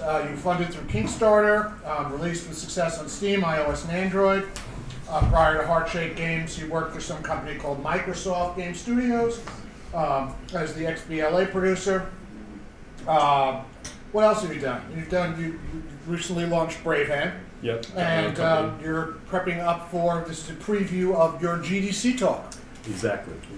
Mr. Brodie, do you want to turn off the lights or do you want to? I think, can everybody see it just fine? Looks great to me. Yeah, let's do that. And I'm going to find my mark. All right, there we go. Let me know if I'm blocking the text too much. So yeah, thank you for that great introduction. So I'm the founder of Heart-Shaped Games, after all the stuff Larry talked about. We've been in business for about 7 years, and we're mostly small. We've been as big as 9 with contractors, but we're mostly like 3 people. And like Larry said, I kind of have 2 topics today. He asked me to kind of talk about how the launch of a recent game's been going called Brave Hand. And then I will be giving a GDC talk in March, and I thought this would be a great forcing function and an opportunity to get some feedback on what I've got so far in the hope of making it better and getting a run through of it. So I'd really appreciate any and all feedback you have on the content of the talk. So I'll start quickly with the Brave Hand stuff. So I came in and gave a talk similar to Nate. I don't know when that was, a while back. Talked about my career, and then I mentioned that my next game was this push your luck card game with a narrative component to it called Brave Hand. And since then, it was launched in November, so it's been out for about 3 months. And here's kind of the general performance of it. So prior to launch, it got some good critical acclaim. It was selected by Google to be part of their IGF Finalist group, and I got to go out to California and show it off to the reps there and a bunch of other stuff. So it was a good kind of kickoff for any type of marketing for the game. And then recently, it was also selected as part of the Casual Connect Indie Prize, and we went out to Disneyland, but weirdly didn't get to go into Disneyland. We just had a conference right next to it. So that was nice to see. And then with our launch, because of that connection with Google Play, we were featured on the front page, and I'll talk a little bit about how that didn't quite go as planned, as well as on iOS in sort of our categories. We had quite a bit of traffic due to those features, and our peak daily active users were 16,500, and near the end of the month, we hit our peak monthly active users, which was about 75,000. As kind of you would expect when your features go away and we're not spending a ton on user acquisition, because I don't have a war chest to spend on user acquisition, the tail kind of fell off. And as you can see here, my sales have been not as desired. So it was about 3,500, with a third of that being from in-app purchases and 2/3 being from rewarded ads and interstitial ads. One thing I forgot to mention is that it was free to play, and as you progress through the game, you earn coins, and there are sort of options to get more coins by watching rewarded ads and that type of thing. It was actually converted reasonably well, but we didn't have a ton of instances long-term retention-wise, and I'll talk a little bit about that. So yeah, in summary, not good. And I think it's important to talk about, the failures, the projects that don't go as planned, and hopefully learn about it, because I think people, like to bump up their successes. And I've been lucky, with a few past games to have successes, and this one didn't quite go as planned. So I want to talk a little bit about why, and hopefully you can learn something from it. So on the business model side, what I had made a free-to-play game before, but this is the first time with free-to-play and ad monetization, and it was pretty clear that we didn't do enough pre-launch iteration on the monetization side. And part of it was just not being familiar with this model and all the things that need to go into it. I got as far as figuring out that you need an ad mediation platform, and you can connect with all the different, the Unity ad networks, and so forth on the back end. But as I've learned, especially going to Casual Connect, where there's tons of business suits, explaining to me how I made so many mistakes and how I could have interacted with those networks. So the long and short of it is that I think it was just I did my best to figure out the space, but we didn't have the resources with being a small studio to really optimize and get that monetization loop how we wanted to, and to get performance in the ads. And just not equipped to self-publish this. I think in hindsight, I would have liked to have partnered with somebody who had those mechanisms in-house, could have put a team on optimization, analytics, that type of thing to really take it where it needed to go. And so then the other piece of this, and the reason we launched in November, is because we were kind of guaranteed that feature spot by Google Play. And so we got ready to launch it, and come the day of the launch, the feature wasn't up. So I said, hey, what's going on? Does it start a little bit later in the day? I'm missing something. And the email I got back is that our rating had started out below 4.0, and that's the requirement to be in that feature slot. Which they didn't tell you beforehand. Nobody told me that was the requirement. They just said, nope, you're locked and loaded, you're guaranteed to go, we're excited to have you in there. And what had happened is, with any mobile launch, I think some of you may know, you kind of put it up the day before so that, it's in the system and it's all out there, ready to go. And what had happened is one of our localization languages, Russian, wasn't up to snuff, and we got 3 one-star reviews specifically from foreign, versions of the game because there was a problem there. And there were 3 of those, 3 negative reviews. Of 7. So not only was it, I guess the biggest piece for me that, I can gripe and complain about it, but obviously it's my fault for not doing the due diligence to get it there, but it's like, how do you make a feature decision on that small of a sample size? But anywho. So the main lesson to learn there is Google Play is highly metrics driven, and be prepared to do everything you can in the game to have mechanisms to get people to give ratings, and pre-launch, make sure that you will be fine. And what we ended up doing to solve that, thanks very much to those of you here, I kind of put a call out to hey, can you guys just help me rate this thing quickly? It would really help to get my feature back. And we were able to, go back, make a case to say, hey, this was just a momentary problem. We turned off the Russian version for now until we get that fixed. And our rating's up past 4, and they reinstated the feature. Unfortunately, it set us at a deficit, so that instead of starting with 4.5, and it would be more resilient, it's had trouble. So we're right now at 3.95 to 4, and it kind of knocked us off. So again, hard lesson to learn at launch, but it is what it is. iOS was a nice saving grace. It kind of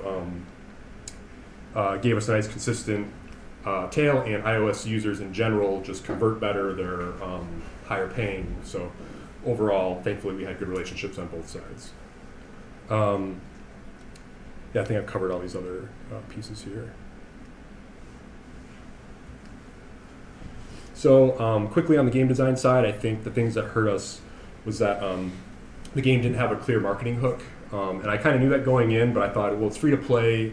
It's a card, solitaire-like. So people, if they like solitaire, they'll get this is a card game. It'll be familiar, and people will just understand when they play it that it's worth their time to keep playing. But obviously, I think we should have done more to have the game sell itself and get people excited to check it out. I don't think the problem was getting people necessarily to check it out. It was just sort of setting proper expectations with people about what the game would be. And I guess the other piece that I forgot to mention is that there's sort of a narrative component to the game, and there's a simple casual component to the game, and I think we didn't really marry the two together in a way that made a clear pitch. It was sort of hey, if you like story stuff, it's here, but I don't know if I really am feeling the card game, and if I'm feeling the card game, didn't understand why I had this weird story later on top of it. The other thing I guess from this list that's important is just that the game was viewed as being too punishing. So it's a push your luck game, and it seemed like more often than not people were not happy with when they lost pushing their luck. And that's the typical like RNG complaint where when you lose you're upset, when you win you're happy, and the players don't always appreciate that. You need both to kind of have that suspense. That said, it would have been great to really nail down on that, and as I'll talk about here, in our future plans, we're hoping to make a less punishing mode for people who like that play style versus the more hardcore experience. So just to kind of wrap it up on this topic, the current future plans are basically to put out a new update. So we've got an update to the mobile version. It's called the Zen mode update. It'll have that Zen mode. It'll have a number of fixes to specifically address some of the low-hanging fruit fixes we can do to help improve some of the mid-term and long-term interest, and to try to support more of that casual player who seems to like the game but dropped out because it was too hard. And then the other piece is that because it's made in Unity, another kind of low-hanging fruit opportunity is to make a Steam version of it. And since the business model didn't work out and we don't have time to really iterate on a great free-to-play version, we're going to try to alter the model and try to make up some of our unfortunate losses at launch with a new model and a new experiment that shouldn't cost us much one way or the other. And then the honest answer is, sometimes you just have to realize that, it didn't work out and it's not worth the opportunity cost of not working on something else and just moving on. So I'm going to do some low-hanging fruit things again, and, unless Steam goes bonkers unexpectedly, probably move on to the next project. Thankfully, the silver lining is that throughout this process with Brave Hand, I was also doing due diligence on a much bigger funded project, and that has finally come through. So we've got that coming, and we're going to start hopefully staffing up in the next month or two. So excited in terms of a studio, we're fine, but obviously the project had its ups and downs. So before I go on to the GDC piece, obviously, if I may do a plug, you can check out the game. It's live now. You can download it on iOS and Android. But do you have any specific questions on Brave Hand? Derek raised his hand first. 2 questions. Yeah. One, did you try going out to other regions before you hit America, or did the Google feature cause you to go out quick? And the second question was, I know you've done Steam and mobile games. Why did you decide to go out for mobile? Why go out for that? Yeah, so on the first piece, we did early access on Google Play as part of that program, and were able to do a lot of testing, and we got some good feedback, and we were getting generally good marks there. And I do think that the challenge was that we didn't take the localization considerations as seriously. Like, we had a quick side note on that. We actually did a crowdsourced localization from our community that helped us with Hero Generations, which happened to do a fantastic job on that, and we had great marks on that game. The challenge is the translators that worked on that game didn't all come over, so we had a brand new translator in some languages, and that's kind of where the holes ended up. Remind me of the second question, I'm sorry. Why did you choose mobile over PC? Right, I think it was just fit for the game. This game was actually a physical prototype that I had made in 2012, and so I've had it sitting around for a while, and after doing Hero Generations Mobile, I had all this expertise in how to launch on the platform, and I thought, well, here's a game that's a perfect fit for this model. Maybe I can pump it out in 3 months or something. Yeah, it didn't happen. It took about a year. Again, working on other things, but it definitely took more time. So it was more about a fit for the game type, because I thought it was a casual thing. But yeah, in hindsight, I think the piece of that was obviously different was that Hero Generations Mobile was a paid premium game, and so the business model was really the component that I underestimated versus, say, the design. Yeah. Your question? You had a question? So I basically walked in your exact steps with the GDC thing a year before you when doing Arbor Blitz, and we did the same thing. We went over to San Francisco, the Google Play IGF Games Festival. Mm-hmm. We got selected as a finalist. Went there, did that. It was a lot of fun. We didn't make it into the finals, but it was basically a guaranteed coverage the week you released. So we did do that. We got the coverage. We experienced similar things where we got a lot of traffic and users, but they were like lower value users that churned rather fast. Right. But it was good visibility. And we also blocked Russia, and we also isolated Southeast Asia for similar reasons. Mainly like language. Our game wasn't localized, so it didn't make sense to have those reviews coming in. And then we also isolated Southeast Asia, even though it was an English-speaking region. Their devices were really bad, so you know that's also lower reviews. So regional differences do matter in the technical things, and you just sort of learn those. We were able to cut them off before they tanked our reviews too much. But another thing that helped us like figure that out at first was we did the Google Play like open beta program, and I don't know if you saw it, or I don't know if it still behaves the same way, but it let us basically launch the game in a closed beta state where they would actually curate it to people for us, and they could actually review it before the game was launched. So we were able to like sort of build on feedback months before launch, and also like compile a lot of reviews so that when we did launch, the new reviews would actually get balanced out by the ones we already had.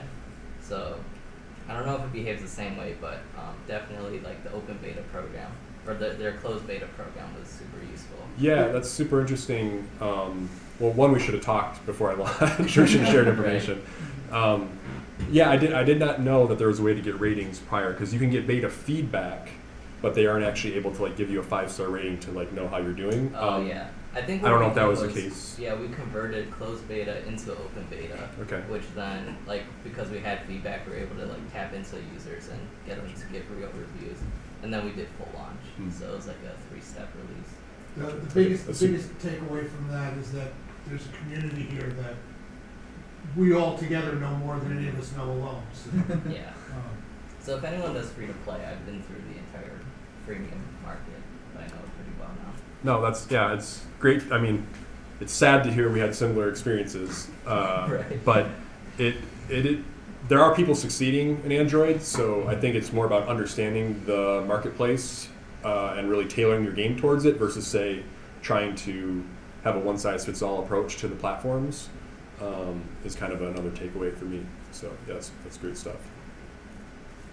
Cool. Should I move on for now? Obviously, just for all this stuff, you know, I'll have my contact information at the end, but please reach out to me. I'm happy to help on anything or answer any questions you may have. All right, so some context before I go into this.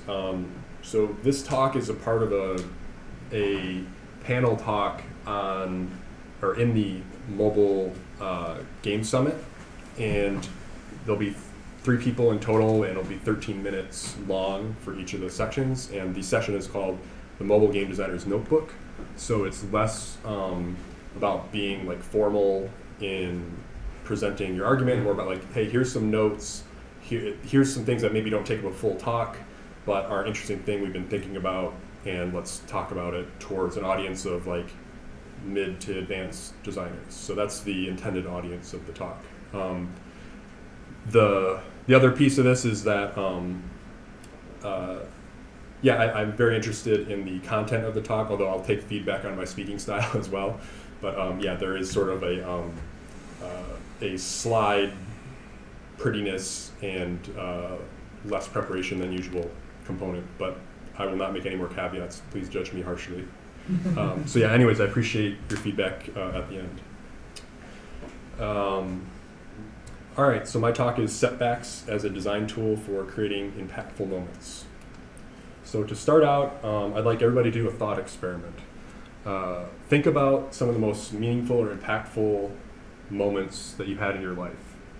We're all game developers here, so perhaps one of those is launching a game. Maybe it's more of a family moment, like when you fell in love, or if you're a parent, when you brought your first child home. But I think when I think about those moments, I also think about the fact that they were usually preceded by some sort of major setback of some kind. In terms of the game, there were lots of long nights and broken builds. In terms of falling in love, you were lonely and having trouble dating, and what have you. Sort of the saying goes that nothing worth having comes easy. Some of my impactful moments have also come playing games, although to be honest, they're probably rarer than otherwise. I think that they also, the moments that I've had in games, both in sort of real life sports or in video games, also share those setback conditions. I think they are rare also because there's an inherent problem that we know as designers about setbacks. They're traditionally not considered good design. We typically associate that with being frustrated. They're bad for retention. It's rote learning, can get boring, etc. So we know technically that setbacks have this connection to creating meaningful moments in games and in our lives, but we also know that there's this from our training that we shouldn't be doing this in games. So saying all that, I've been thinking a lot about this topic both in my own upcoming work and just in analyzing the games I've been playing. And I wanted to do a talk where I could just talk about some of those thoughts and some of the notes I've been taking that lead to these impactful moments, and talk about how setbacks factor into those and ways to mitigate some of those design challenges. So my first note is that impactful games allow for both tragedies as well as triumphs. I think the game that best illustrates this is a game called Getting Over It with Bennett Brodie. How many of you happen to have played this or heard of it? All right, good. For those of you who haven't heard of it, it's sort of a almost an academic study in how to frustrate players. What's that? Masochism. Yeah. Exactly. You're a man trapped in a pot with only a Yosemite hammer as his means of transportation, and you are tasked with climbing a mountain. But, sorry, I realized I should have worn my glasses.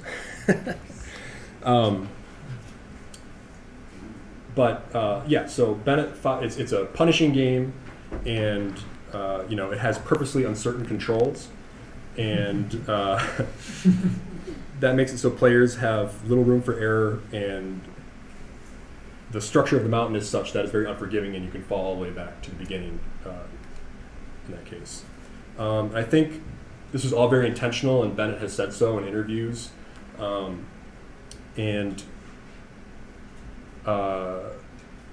I think that in general, sorry, I'm going to take one moment here to edit this because I can't read my notes.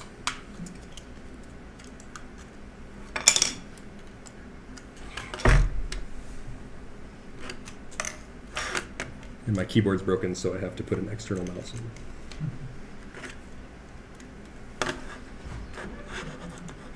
This is one of the many setbacks that he's faced. Yes.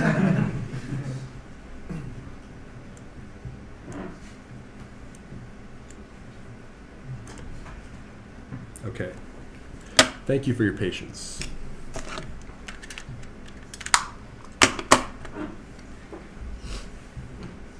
All right. So, yes, this is all very intentional, and Bennett said so much in interviews and in the game voiceover itself that was presented at the beginning.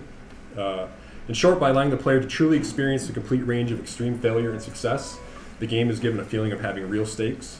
The triumphs feel real, and you don't feel manipulated.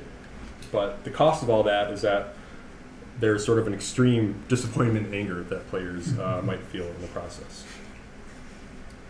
And so 2 other notes related to Getting Over It and related to each other is that an impactful game is non-static and non-uniform in how it presents challenges. As well, an impactful game prioritizes broader understanding of its core concept.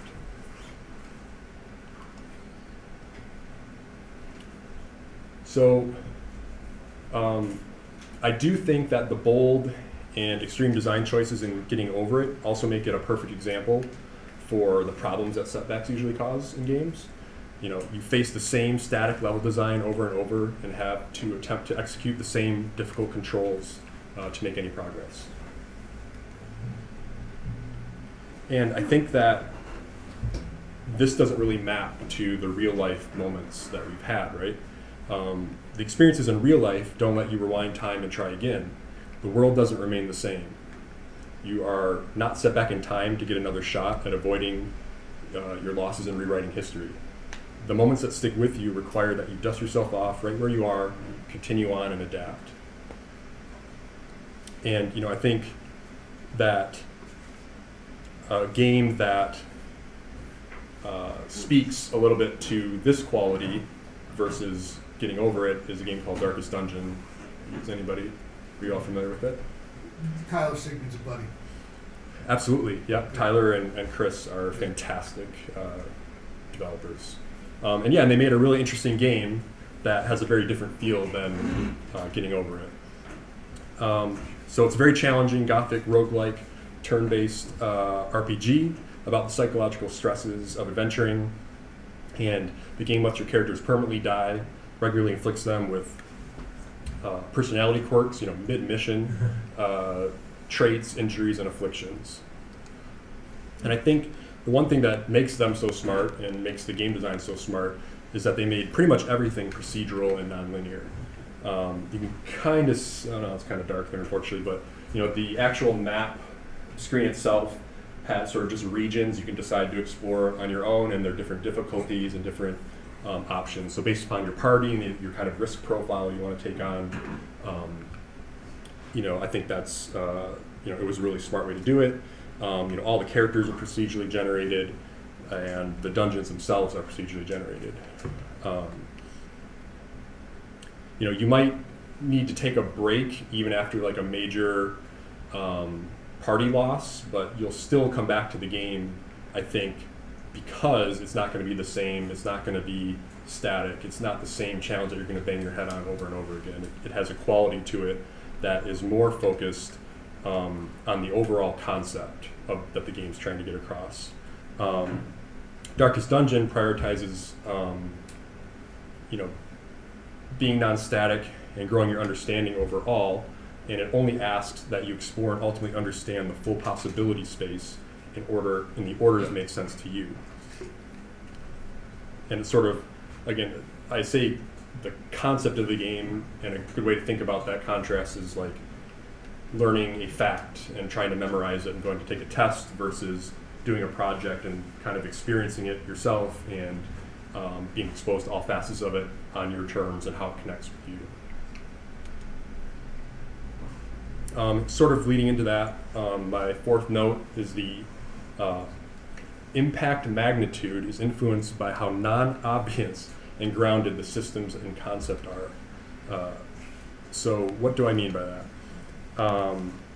This is about, I was thinking about how do we, so some games have an impact on you. You're frustrated or you kind of remember something, but how do you make something big and meaningful, like one of those life events that we talked about up front? And I think in a way, highly impactful games are the ones that move your understanding beyond what you already know and, in essence, are enough to make you grow. It's about growing from your current status. There are a lot of classic games that incorporate a lot of the previous properties I talked about with setbacks, but they only explore kind of basic concepts, or they explore the same conceptual space that other games dwell in. So these are low impact because they may only subtly add to the understanding of the player. Others have very high concept, non-obvious topics, but are presented too abstractly so that they cannot connect with how the player thinks. So on top of everything else, to get the biggest impact, I think we need to think about making new games and just thinking about that aspect of it. How do we actually connect the dots and make it familiar enough to get into, but a little beyond their understanding to help them grow?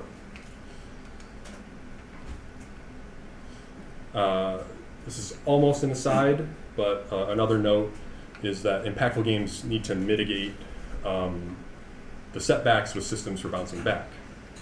So a few quick things as examples that some games do, is to set expectations up front.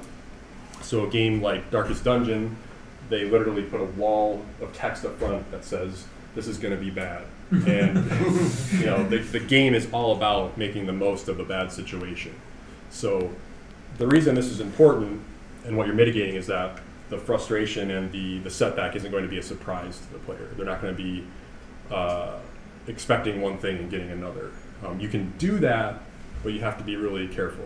If that's the whole point of the game, is to, I don't know, have jump scares that kill you and send you back to the beginning, by all means. But you know, I think the point is just to, if you set people up for this, they might be more willing to kind of push through and understand, you know what they got themselves into. The other thing is that they have systems and mechanics that give hope and motivation. I think a lot of us understand this inherently from playing racing games, where there's a catch-up mechanic where, you know, like in Mario Kart, better items go to people in the back to catch up and so forth. So when you've been set back by a blue shell, you know that I'm not just going to throw the controller up and wait to the next race. I feel like I still have an opportunity to bounce back. And even with getting over it, you know, it's kind of trite, but at the smallest amount he could have possibly given you of hope is just his little inspirational quotes that he says when you fall away to the back, like, you know, don't give up. You know, he's got you know, half the fun is just falling and then like learning what other trite comment he's going to make at you.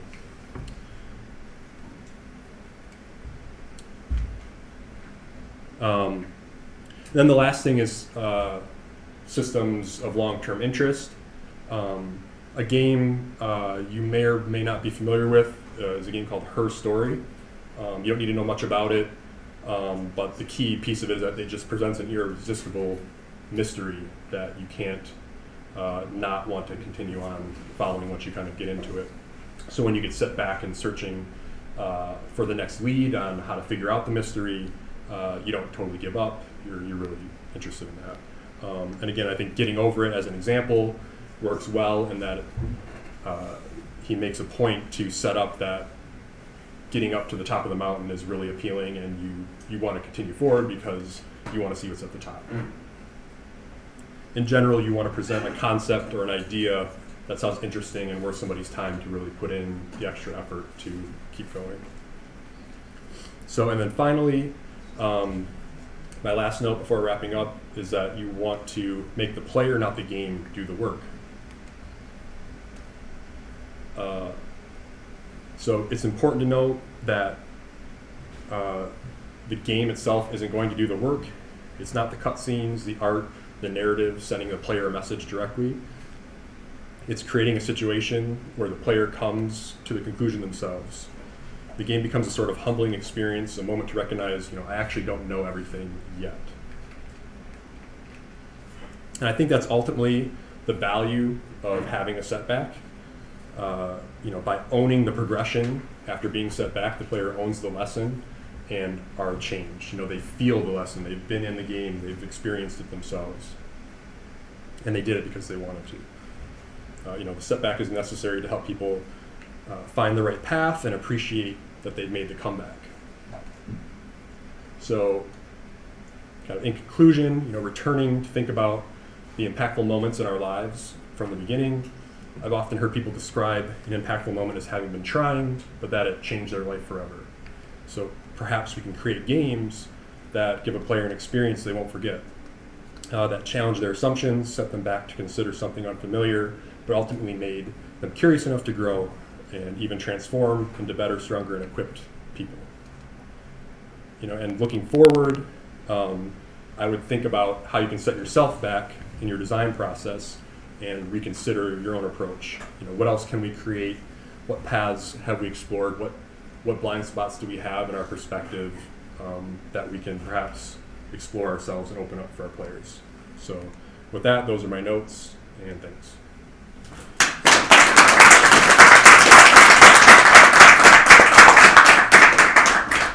So yeah, I had the little snafu in the middle there. I'll remember to make the text big enough, but yeah, I'd be curious your thoughts on the topic. The darkest pictures are too dark. Oh yeah, okay. That's good feedback. It's definitely a very interesting topic. I really think it's something that people don't really think a lot about with games. Yeah. That like those setbacks that people have in video games give you that motivation to keep going through the game. You know, like you can think of like a game like Dark Souls, even like where you die, you lose everything. It's like, well, now I gotta go get it. Like, there's a lot of game like mechanics that this presentation really suits them. What's the motivation for you in Dark Souls? Because I obviously that's going to come up, so I should probably have an answer for that. Like, what do you feel like keeps you going in that game? I think it's just it's truly like the fact that you spent so much time getting to a specific spot. Like I remember there's a boss in the bottom part of like a dungeon that's a giant salamander. I died from that thing 100 times before I actually beat it, but it's just like my souls are down that you gotta get back to finish it. And like so you lost something that you wanted to get back. Yeah. So that's the setback. You don't have the thing anymore. Yeah. Right. And if you quit now. For me, I have to feel like I've learned something. Like when I'm going back, like I know what I did wrong there, and I feel like I'm better equipped the second time. Right. So yeah, key for me. Yeah. I was thinking about I Want to Be the Guy as another good example game of that game. Basically, is also very much like Getting Over It, and it's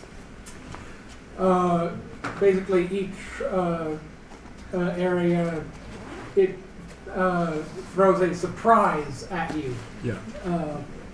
In one way or another. Right. Yeah. It's almost like playing with your expectations on purpose is the core. Yeah. And sort of very much you get first kind of practical joke, but then it's I finally know everything and I can finally get past. Right. If you are dexterous enough, anyway. Yeah. Sort of. That's a really good example. I'm curious. Did that ever come out on mobile? Out of curiosity. No. Okay. It had too many borrowed assets. Okay. It doesn't have to be, but that's a helpful reason to include it in the mobile summit. Cool. Oh, good feedback. Yeah. I didn't know exactly what you meant by setback. If you meant literally a loss of progress, or if you're using it as a recruiter to share an obstacle or challenge. Yeah. So define. Your examples would be based on losing progress of some kind, but I feel like if we would start with that, would have been a better frame of mind to know what you're going to be talking about. Yeah. That's good feedback to define what I mean specifically, and I think I had that previously, but I cut it for time, so I'll find a way to. Just one quick sentence to explain your definition for setback would be helpful. So, yeah. To think of other examples or whatever. Great. Yeah. Great feedback. One word that I think that I thought was absence was struggle. Mm-hmm. Yeah. So that's the hard part, is that I should probably discuss this, but there's this idea of challenge and difficulty versus setback. And an example I cut that maybe should come back in is the game Her Story has setbacks in the sense that I follow a lead and it goes nowhere, and in fact it was actually a purposeful red herring, exactly. And so now I've wasted my time, and now I've been set back in my time to pursue this mystery. But it's not necessarily difficult, right? It's not challenging. It's not a struggle per se. So that's kind of I think what makes this interesting, and I need to clarify that part of it, because I'm trying to remember which game it was. One of the classic games that you ran into the old woman at the end of the village, and she tells you have to go back and get the cat. Yeah. No, that's. No, I like that, and all these thoughts on clearly defining what I mean, and I think all that makes a lot of sense to address up front. Derek, Yeah, I shared his confusion with the setback. For me, I think it was for me because you started off talking about a setback as a developer, and then you switched to setback as gameplay, and that jump kind of confused me. And then at the end, you kind of went back to the developer again. And those seem to be very different things for me. Those processes are very different, so I didn't understand how they work. Got it. So just continue on the game design. Yeah. I would see that. I would see those being more linear on it. Should I just cut the example of game development in general and find other examples to avoid that confusion, or was that? I thought was going to be about game dev, and I was going to be how you can take setbacks in the development process and influence your creative direction for the game itself. Gotcha. So then we start talking about like gameplay setbacks, and then we kind of like switch courses. Okay. Well, yeah. I'm so glad I did this because I would have made that mistake. So thanks a lot. Yep. Just same theme. I think that there's a danger of becoming a little too meta or a little bit too abstract. Yeah. In what way? So more Like, specific examples, or some of the points you made I felt were up here need to be more grounded in concrete examples. So more, yeah, like have like more of a case study of around a setback in a game, possibly. And I appreciated that some of the visual examples were, I recognize that scene. I know specifically what you're talking about. Gotcha. But I needed that grounding to make sense of it. Okay. Okay. Yeah. So this is a mobile summit presentation, right? Yeah. I think tying it more into like mobile design philosophies would help a lot, because a lot of the games you mentioned are console or Steam games, actually. So taking design from those, and then maybe how like mobile games apply those, or like achievement systems or reward systems, which are basically the backbone of mobile games. Right. Like putting those pieces together would help a lot of people at that specific presentation. Yeah, how this ties into, I'm a designer at King. How does this help me? Right. How does this tie into my work? Yeah, got it. Yeah, I mean, not to pile on Brave Hand, but I actually really enjoyed it. But that was one of the issues with Brave Hand I felt, is that when I lost, I just, I could unlock the next bit of the story, but gameplay-wise, I was back to 0. Right. And whereas there are other, games like Solitarica or other mobile card games that kind of give, you've lost, but you gained a little bit of something to go into your next run. Yeah. And so maybe kind of potential mobile philosophy, Yeah, and so one point of one high level requirement of this talk is that I don't talk about my own games. Right. Yeah. And so, but in some ways, this talk would go a lot more smoothly, where I could say, and in my game, this is how I'm trying to explore this, and that type of thing. So unfortunately, I can't do that, but I'll try to find better analogs to that.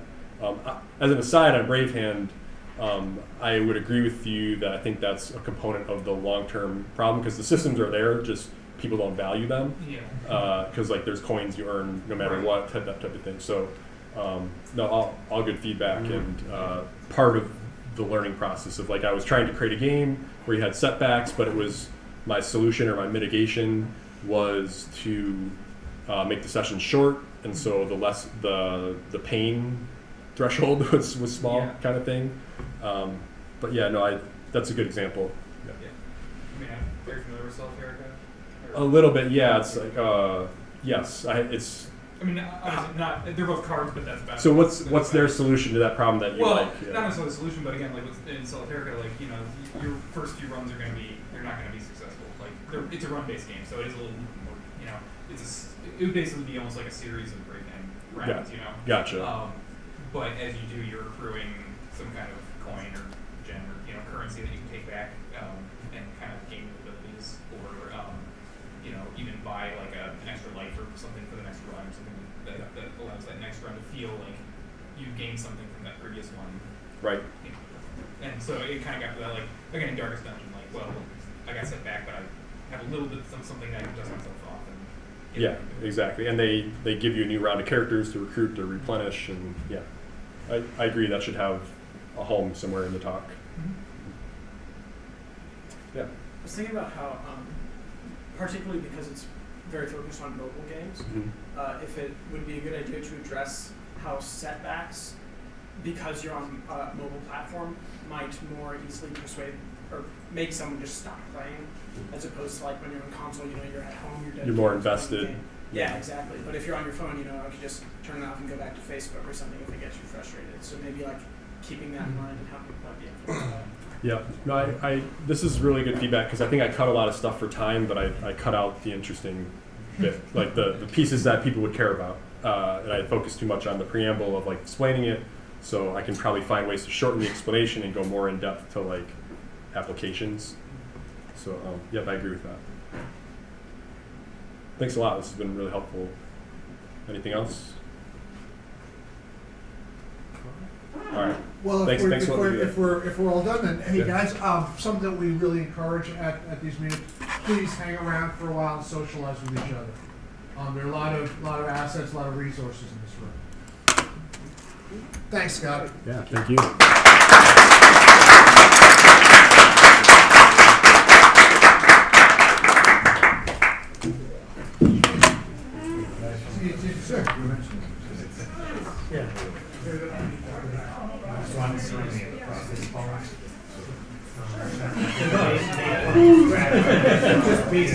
Right. Even that. Even I'm a student. Yeah, I'm a student over at Eastern Michigan, and I was actually whenever I see a game that Meetup thing, I check out the person who's doing their game. So I played Generations and Brave Hand to kind of try it out before hearing you speak. It sounds like you guys do a lot of not just mobile games, but PC games as well. Yeah, our most successful game was Gear Generations. Okay. Yeah. So as a studio, what's causing the split between the markets? Just because you can, or is there one that's more profitable for you? Because I know that a lot of stuff.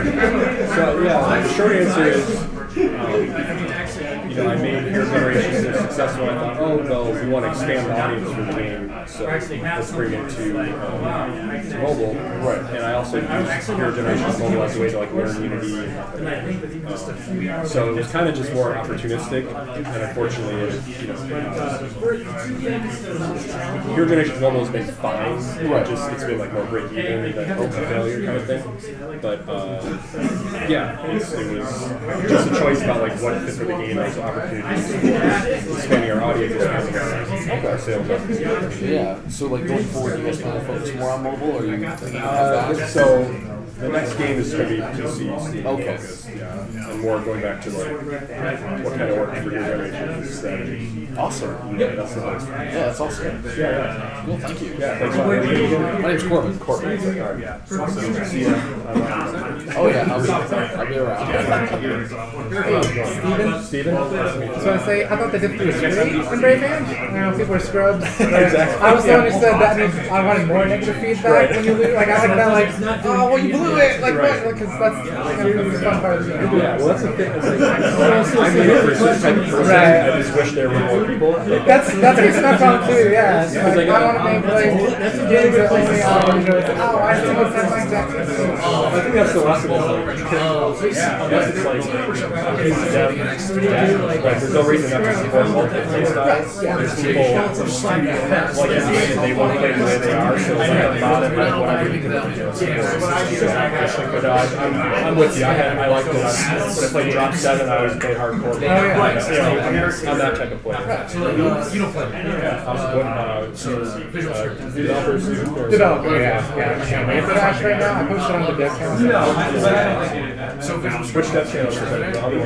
Just the Michigan game dev one. I haven't posted it in a while.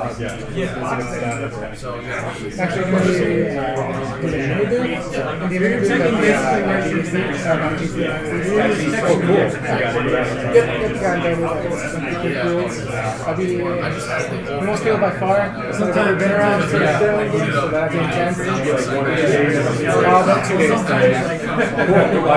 Report back. I'd love to hear it. My hope is that be ready by PAX West or the next PAX. Yeah, I'd love to hear it. You mentioned print business cards. I actually see that you do that. Oh yeah, that's one thing. That's the good thing. They have everything else. All you have to do is bring yourself. Everything. So because I'm looking forward to ship that stuff that far. Good presentation though. I'll be at GDC too, so I'll see you there. Yeah, I'll be there all week. Yeah. I wanted to ask you about it's really in itself. But when you have a studio, do you have 1 or 2 full-time employees, or do they just? Yeah, so me and my wife and we contract an artist.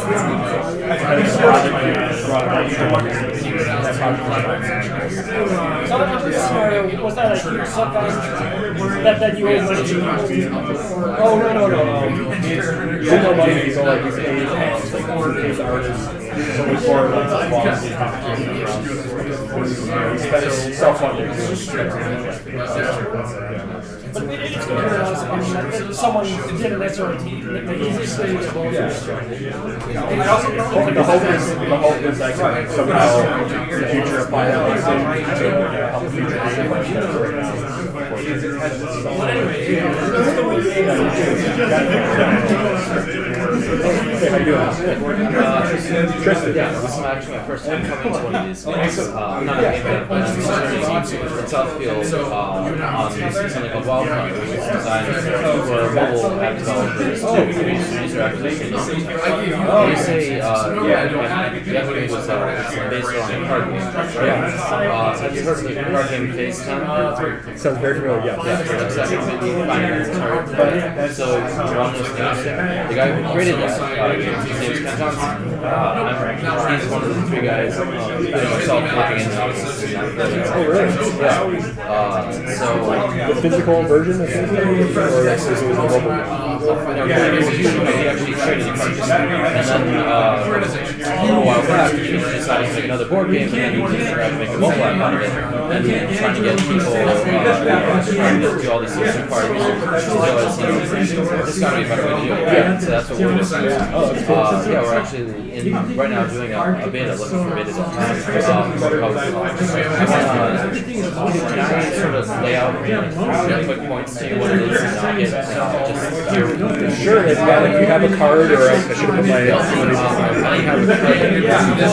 Let me see if I do. I think I forgot my card as well, but that might be easier so that I don't forget to get. But I mean, obviously, there's a connection like this game where your acquisition just in mind, this is my wife's card, but it goes not instantaneously. So the cool thing is if you sign up for beta, you get the pro version for free for life. And obviously you can integrate it. But so Wildfire is basically 3 things. The first thing is it is a referral system, so it has different networks where Facebook, Google, whatever, you can refer someone, it's simple, but it keeps track of people they refer, and it keeps track of referral numbers, right? Also levels out. So we're incentivizing users to make more referrals to their users by rewarding them for doing so. Rewarding them for interrupt quotes. So if you you get something for his girlfriend, you get something for them too, and just him getting something for them. Basically, we're giving the users so Wildfire points. Process but basically, the idea Wildfire integrated apps, you'll have accounts that's communicated between all those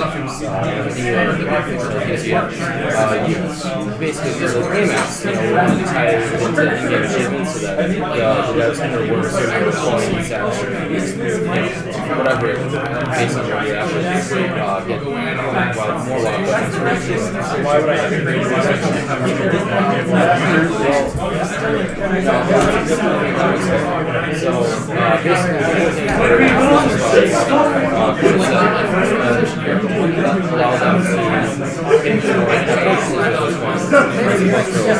obviously, as a dev, that sounds like so what we do is every as a developer, every purchase that players spend gold rush as a developer, the developers use that to spend it on building themselves in an app gallery for all of the Wildfire integrated apps. So basically, you click on your Wildfire point and somewhere in here, you can basically make your way to the app gallery to use other Wildfire integrated apps. So points and stuff.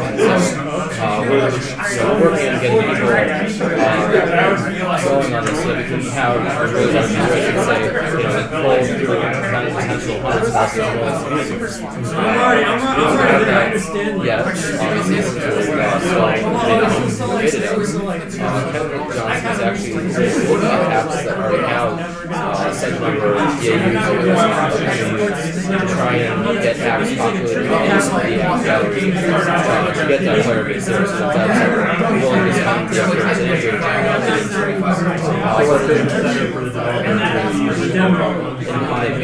in the beta testing. So the integrating the platform we'll get on the developer app better. It'll be generally speaking infinitely better visibility. Means that you're getting a couple apps instead of millions of apps. Anyone, any program that hears that they can get the in-app purchases with in-app currency. There are like 2 utility apps in one game, and they really want to purchase one game app. They don't have money to spend on it. They're going to go spend some time with the utility apps so they can get more points from there.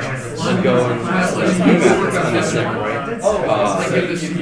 So the idea is that they're going to want to get all their hands on all the apps and different apps so that the most fun ones. If you have a good app, then you'll integrate your own apps and we'll get you way more users. We'll help you keep them by keeping the wildfire gameplay.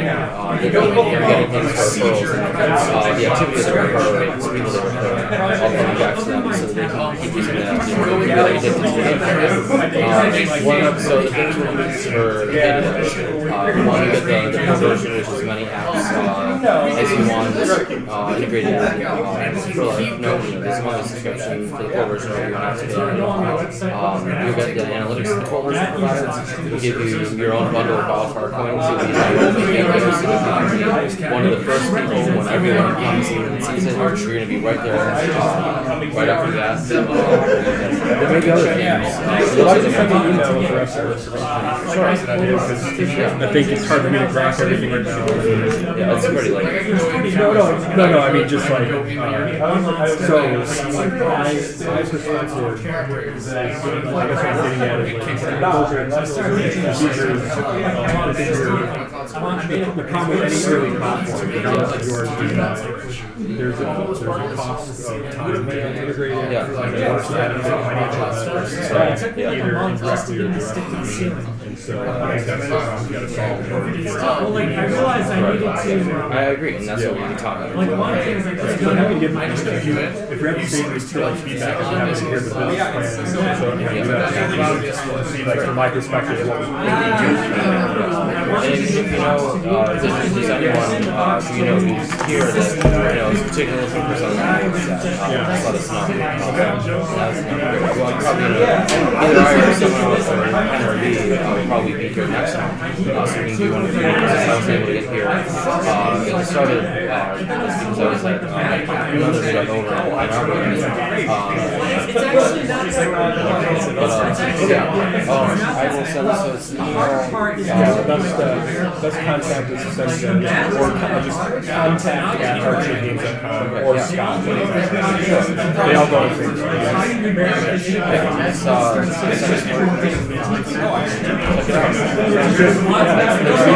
What was the name of the talk? Tristan. That's right, Tristan. Okay, nice to meet you. For this, we actually give you links. I'd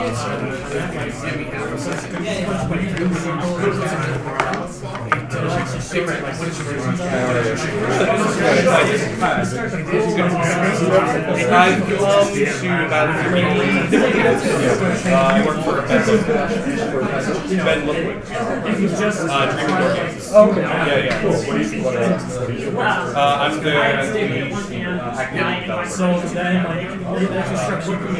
I love your GDC presentation. I think it touches on something that seems to be popping up a lot. There's got to be a reason why everyone's making roguelites right now. I think it's that. I think it's people tapping into that weird feeling of like you get set back and you get to joy. There's a lot of people that brought in oh yeah, or like well then you can piss your players off going. But I think there are games on mobile here that are trying this. You know, a roguelite that's already good. I think loot boxes almost like that. As long as they're designed ethically, the fact that people are like, oh, I'm gonna get a thing, and then you don't get it, and you're like, oh man, but then most of them sort of balance it towards giving you rare stuff eventually, like you will get it. If you keep or you can deduct the ones you don't need. Exactly.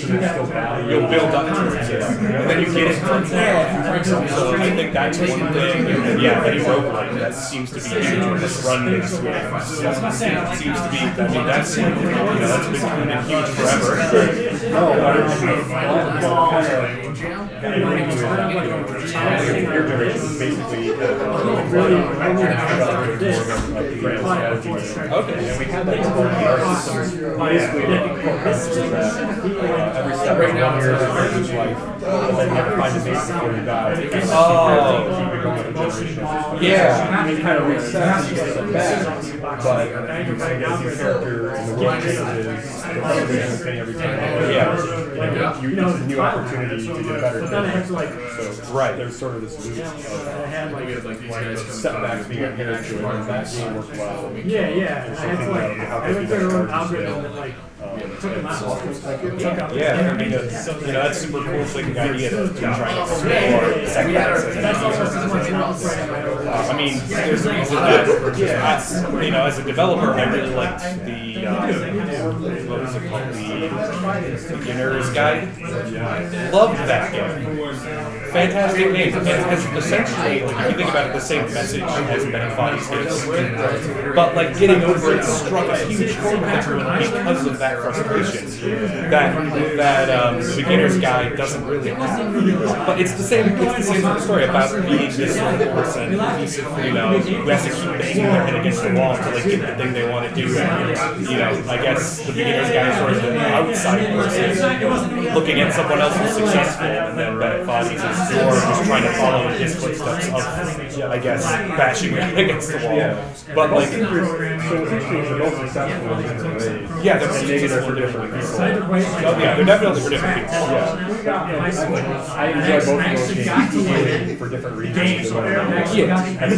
Oh, for sure. But I feel like the Beginner's Guide hit it really big with devs, but didn't really go very far because the devs were like, "That's immediately, I get that. That's me."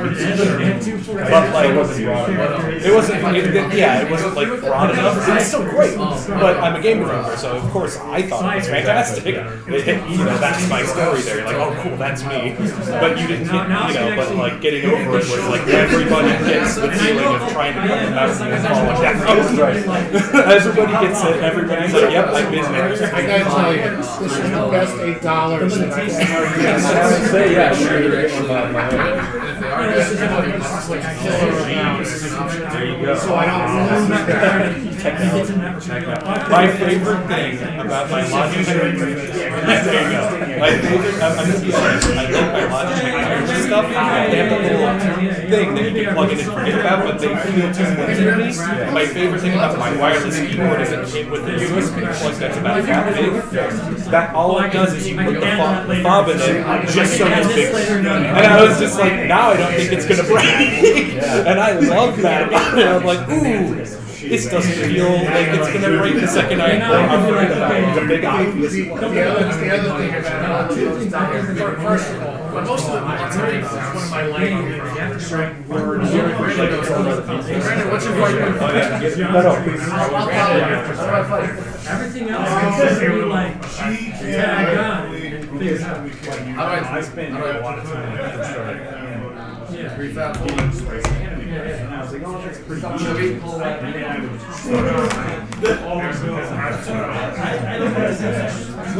The sprites are kind of the sprites are connected. So that part is important. Now what you can do is be like, okay, I'm gonna write so I noticed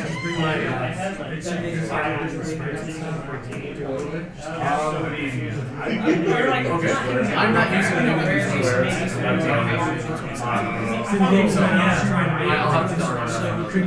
maybe basic. Yeah, you don't really. I think it's overkill. Yeah, so that's like I thought of an idea of just making multiple. Some universities. I started first with just one.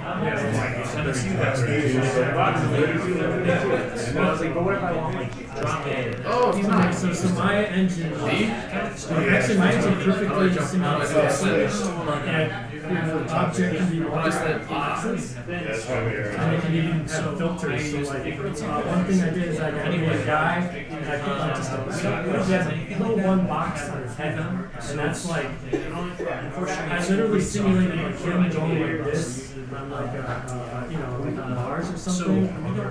That being like open space, that just sits outside the square that is the arm thing. You know what I mean? So it's like it's simulated with the exact same physics. You know what I mean? But it's like it's really simple. And I didn't try to like, because sometimes you can do a lot of stuff like in Prince of Persia, like the original Prince of Persia, like the original.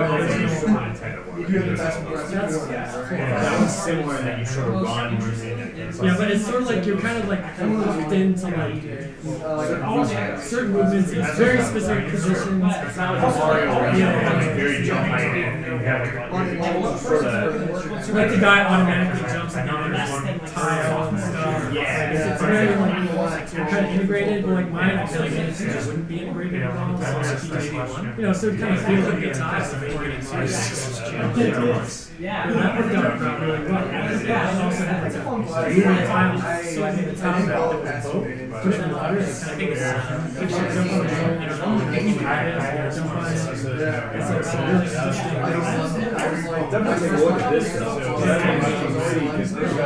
I find this is like really advanced. Like it has, which means that I can lots of different things which I have and getting resources and straight system. All your so that's an app. So it has a bunch of contacts. It solves the contacts. Then it has constraints, and it solves them perfectly. It solves them all like 10 times. Like you actually enter like when it says how many iterations. Like on 10, like if you get space where you can it's not solved perfectly. So like what you can do is you can throw every constraint in one giant in the entire game, but that would be way too costly for the computer. So what it does is it makes every constraint and it's all little matrix. You solve this matrix, you break this matrix. You solve this matrix, you break this matrix. You solve this matrix, you break this matrix. You solve this one, this one, this one, and you go back and solve them all again. Solve them all again, and it converges to the solution.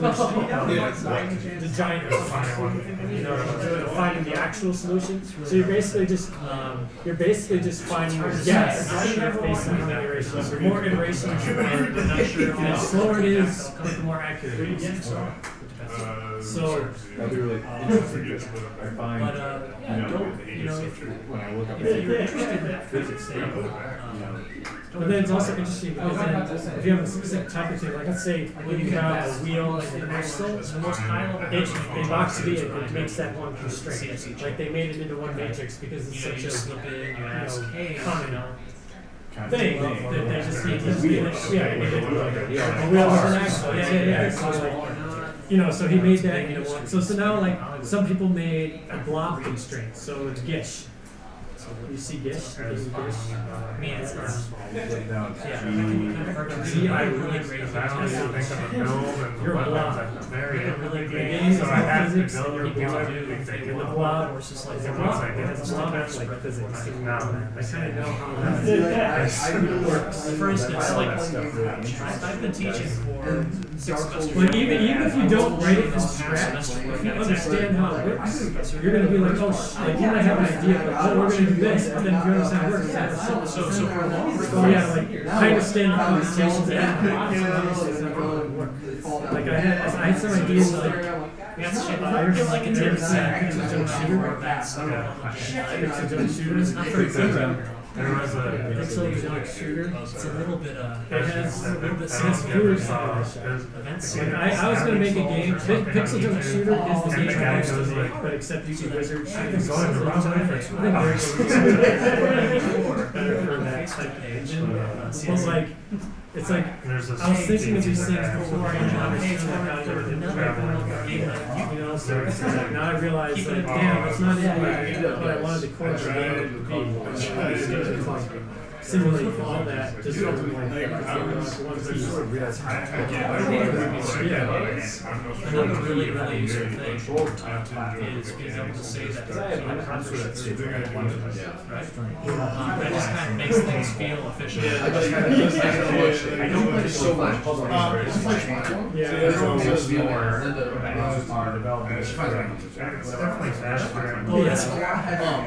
kind of easy to like. They're kind of easy to get. Easy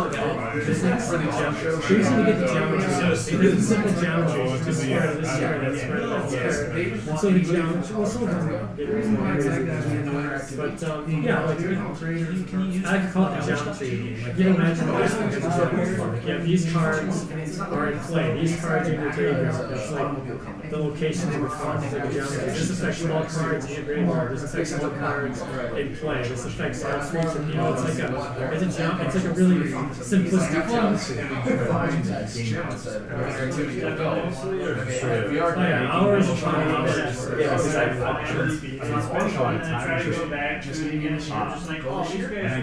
And playing tons and tons and tons of games that we made. Like I went through a whole phase where I stopped playing games for almost, but I would play like flash games. Like there was like a flash game era.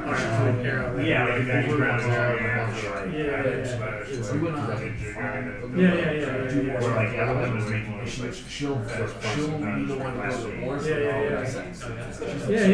That was like my favorite time actually because like so back when I was in school,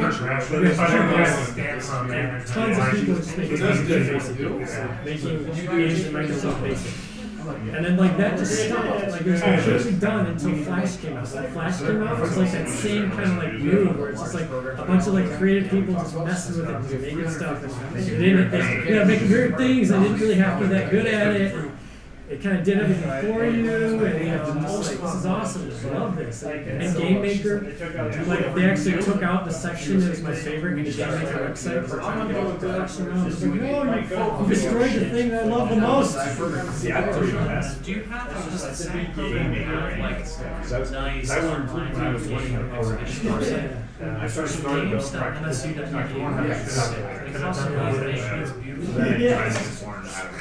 UCLA games that well, I think same thing. Say I'm going to teach a class in the game where I give them an engine.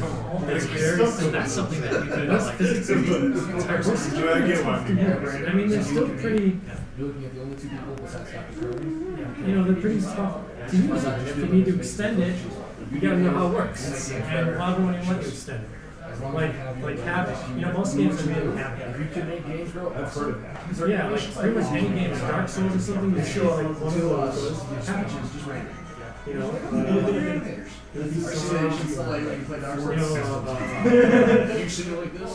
actually, I know that Tomb Raider, one of the original, like the second generation of Tomb Raider, they was working on it. And that was like interesting, you know, they had to like that. This showcase was no, it used to be had to make it.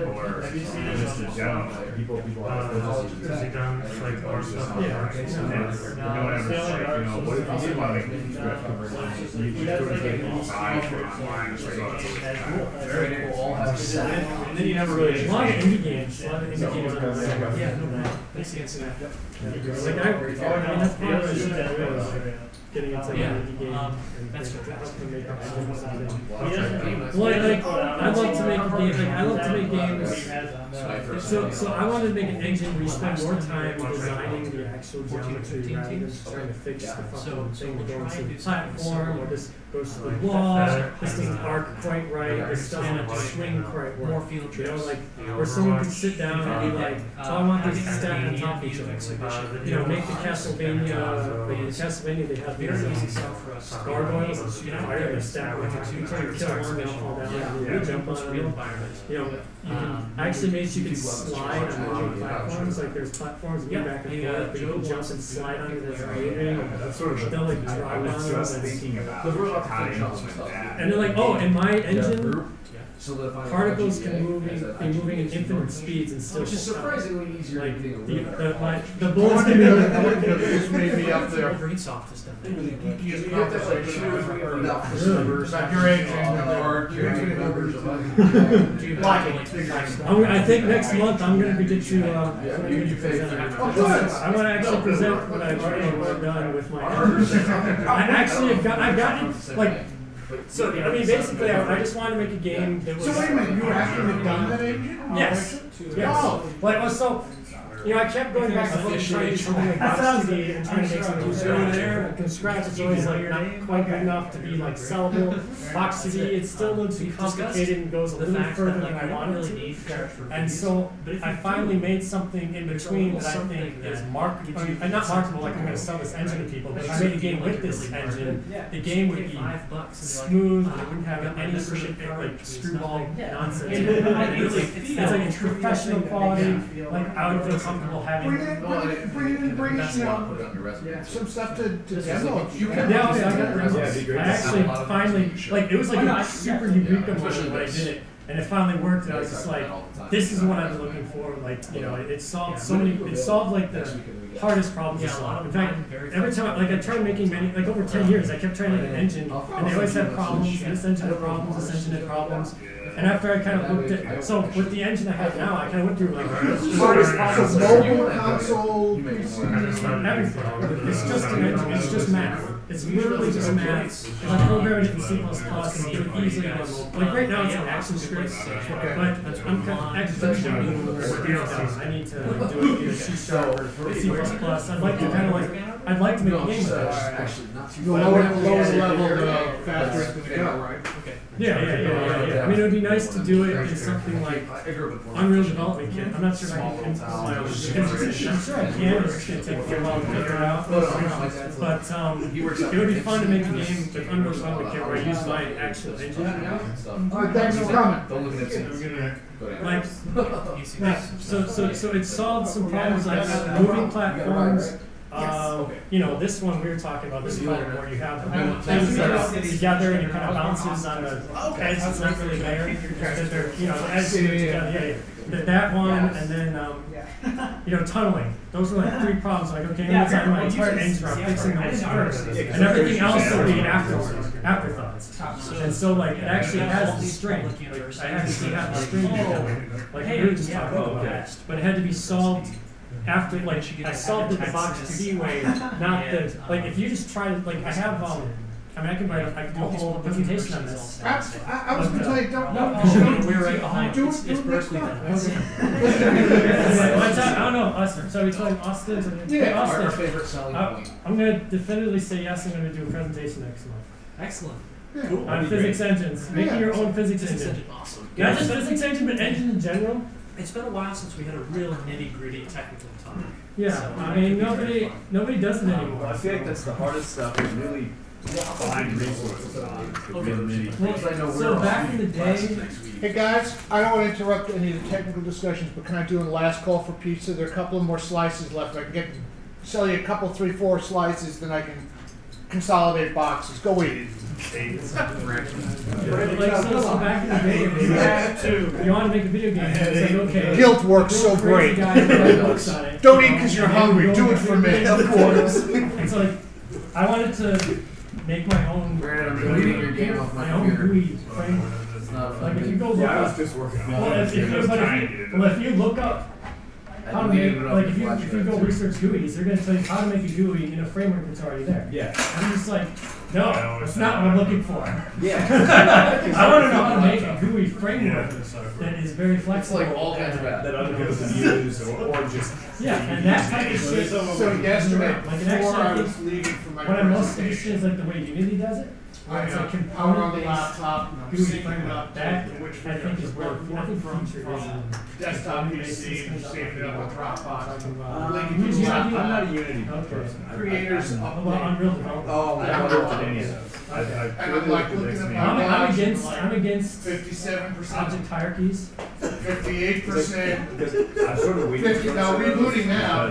I How much money It's close for our students made highest So I write college. So I write games Like of any like college like they like there's Michigan, I can believe like I do not One of my, that's like within like one of actually my buddies writing I have race signature line. actually I actually like discovered the components It seems like hardware before I even started Unity and Unreal. Like I was trying to make like an object hierarchy, like in the old days, that's what they used to make. Like, oh, I'm going to drive this, you know, they teach it in school. Yeah. I drive this, and I drive, like I'm going to make a vehicle, and then you drive a car, vehicle. Your lecture Nobody does that shit. saved a student. But The it lecture does- was yeah. he was looking into It does purchasing it a virtual has reality problems, headset. and I could go into detail on what those problems are. But But I kind of realized one of the mixed reality headsets for about So I $100 actually cheaper. like, And we started talking adoption rates. He's like, oh, well, what's that matter anyway? And then we're like, oh, and then we had Yeah, it's just so and then they all started talking about the business side. It was like, I know you may not think about it now. You may not think that anything you make here can be monetized. Why waste your time? It's not being adopted. Why learn something? Right. You know. And he's like, well, we can build it in Steam. Yes, but then get your headset that's better paired for that. So I'll tell you the other part about Steam right now. And then you put them on the list, and you have an update function for all of them. Right. What Steam is It's terrible. What you do is you have an object that has Google movies on Steam. Yeah. Just type into search box movies on Steam. Like the first 10 words you see are sucks. Does that make sense? Yeah. So right, now you update, now you actually all physics objects. We all find niches. That means your latest testing like now everybody's position is going updated for AI.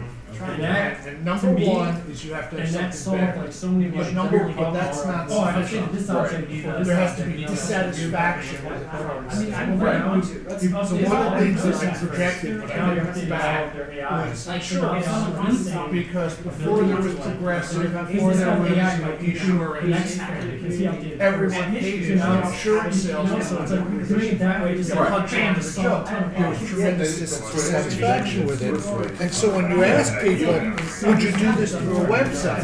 It wasn't, well, if the website was better, if the website was cheaper, in a minute, you know. It's the same thing with movies, and I've told them that. I don't know anyone that doesn't like Netflix. Right. You can argue about what the content should be on Netflix. You can argue about whether you like. What was that movie that they just released with? The one with Will Smith? Yeah. God, right? Yeah, right, yeah. I mean, you can argue about, you know, whether that was a good movie or not. But nobody's giving up Netflix. The user experience is better. And then you start explaining to somebody that Steam requires you to watch your movies on your PC or through your Steam box, which is the reason they weren't doing. And they're like, I don't want to buy a Steam box. No. I got one for free. So do I. I have one for free too. Is your plug-in? Yeah, it is, but only because I use it for when I have a bunch of people over. All right. Because I don't have people over that often, so having mine plugged in. I unplugged it for the longest time. I bought a TCL TV, which has Roku built into it. I had no reason. I moved over Because like if I have my Chromecast in, yeah, the first thing to go out of the TV's HDMI slot is the stick. Like I'm like, nope, out of here. But because we talked about that for the longest time. Because right now we're all having a discussion in the department because we have students asking us, we want to build projects together. We want to monetize projects. How? And so that's a major discussion. I'll be happy to talk to faculty. Yeah, but the importance of doing that, the importance of doing that, that the people walk out with a lesson of this works. So I got with us, like EMU doesn't own any rights to anything. Yeah, that's one thing they pride themselves on. So they don't even keep like rights to publish it on the website without permission. And so Dr. Carter and Dr. Spielman called me the other day and told me I need to find a way to make it easy for students to build small teams, make something, publish it for just their portfolio, and if they wanted to put a small monetization on, not kill themselves out. I'll tell you what I would look to do if I would solve that problem. I would look to create a partnership with something that has a store. Okay. Unity's kind of got a store. I mean, they have the asset store, but that's not really for the games so much. But I'm not sure where we go with it. I know Google, of course. Yeah, most of our students publish on the itch because it's easy and you can put stuff up there. Because we were looking at a method of where you log your hours, and so you log these hours, and then the total hours go into a thing, and then you split up the percentage based on total hours. Sure. And I thought that's the easiest way to not kill everybody. Well, it is. You can anticipate a problem on that. Yeah. So if you're slower than I am, yeah, you're gonna make more. So you're making more, but I've created more code. Yeah. And so that's where we are in the issue too. It's because one of the professors is like, this is a genius idea. And then I don't do anything without poking holes into it. It's like a design thing of mine. This is what I do also. Styrofoam cup theory.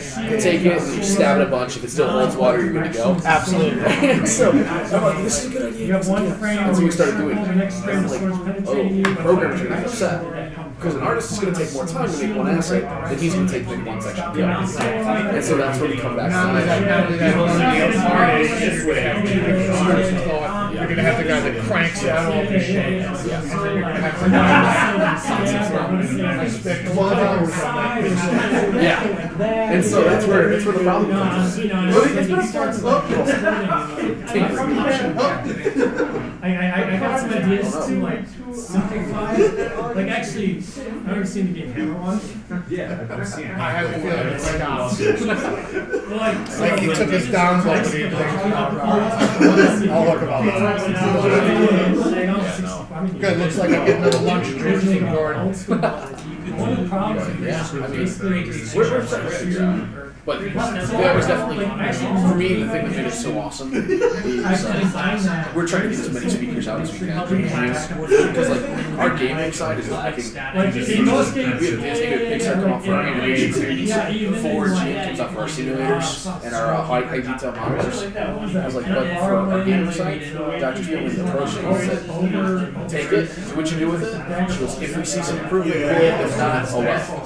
And so like I'm sitting here like, how do we get more? And when I saw them clicking on what you were talking about, I said, no, even if you're not going to do it now, that's the thing. I was like, yeah, that's good stuff. So Oblivion, and I walked into a cave with those guys and like I killed it just back in the day. Like I was not the game jam. They're like, oh, I was not in a position to kill it. And so I was just back in the game. Yeah, trying to get did more people on it. Yeah, it's stupid. But like, so relationship with Star. you can't run backwards. I know I've talked to it's like in some of those like shooting like that. Like you're backing up and shooting and Dr. Asher, you met him when I walked in. Me and him sit down for lunch all the time. We're walking lunches. His big thing now is if you grow it, you will give the money needed to continue. Because if you don't, our mechanical engineering department is I designed it so specific. Our simulation if you point away from the one piece, if you point in the direction you're not shooting, and you point in the direction you're running, when you hit run, you can run away from them. If you just run in the opposite direction, you get to fast, but the monkeys slowly catch up and get score. If you just back up and shoot, you can get slower. So they're going to get you much quicker if you're shooting them. So you better make sure you're actually hitting them. Yeah. So it's a very, very specific. It's like I designed it so Yeah, and if you're ever Because that is like like so perfect. getting messed up, you don't know what's causing it. Yeah, you can inject. Just take that. You can't explain this. It's Larry Cooperman. I'm just cleaning up here. I found a power supply for the MacBook that is yours. Don't sweat it. I will take it home with me and give me a call tomorrow. I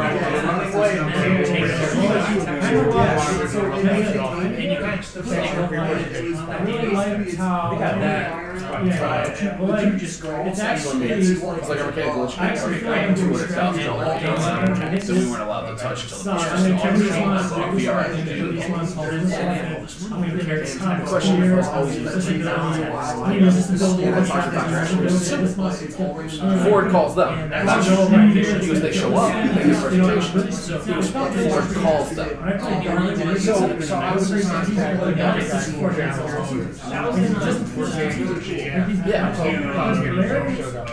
I actually feel strategic. I feel like if I apply strategy, I was in the auto shop and a lot of people who tried my the VR talk about the interaction security I had a few meetings, but most of them well, actually, it's not really going that hard on it.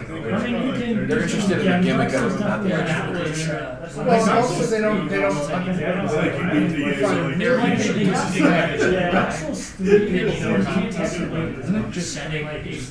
You have to like the idea. Like I tried just being like a shield guy. The other part here. One generate strategy in Dark Souls is like a lot of my success. I cast shield stuff and Dark Souls 3 is mostly from. I just feel like they tone it down to the point where you can't do it at all. It goes the opposite direction. But anyway, so yeah, I appreciate that. I'll definitely link up with some kind of conversation. It's not I think that would be insane. I know that's a major studio on every studio talks about wanting to do games. So whenever they talk about startups. Well, one of the things, I mean, startups taught me a very hard lesson. One of them was doing the minimum. Also, the other Dark Souls, it's really important. They took that out, but also dodging is better because you dodge with that. So we said a year, and then after that it's about paper. You gotta find something. Game where they took. No, this is always has already passed out. Yeah, I've heard that one. That is.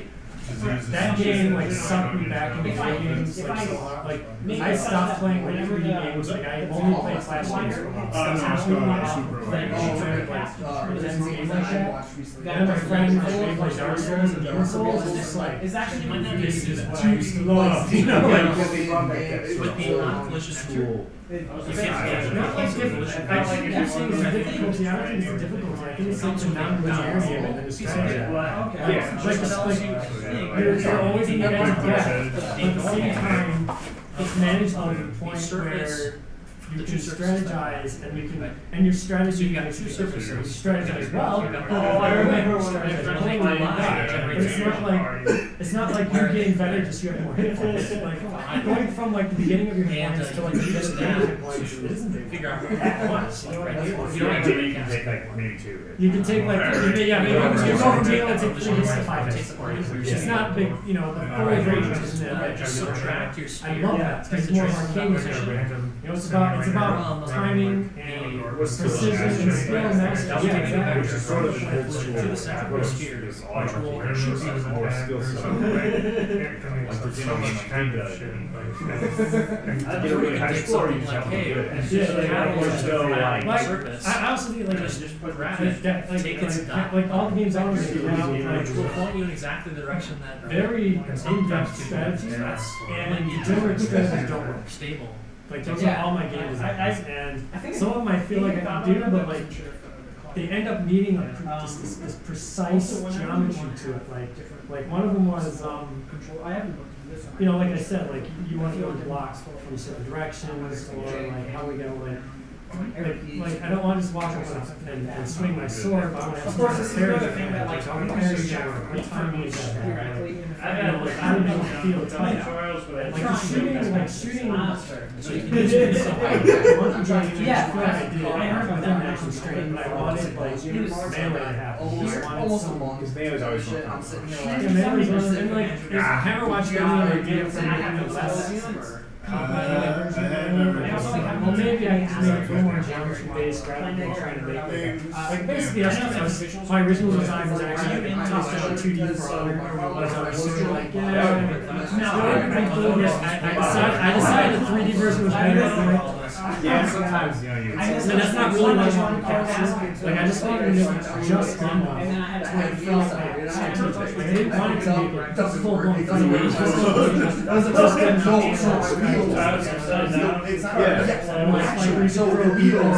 I already have like they're still like actually it might even be better. If you don't like Warcraft type RPGs. Like I have designs like I have this I have just like you were saying, like instead of having it be like players defeats like this kind of creature, this defeats this kind of creature, it's actually like dynamics and like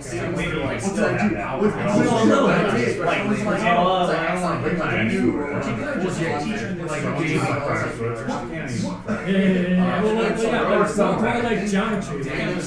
StarCraft. You have zealots and you have firebats. The reason this card is a zealot and firebat. Alright guys, I'm gonna start winding up with that next 10 o'clock. So but if you get just say every month, you don't have to go home because you can't stay here. Some term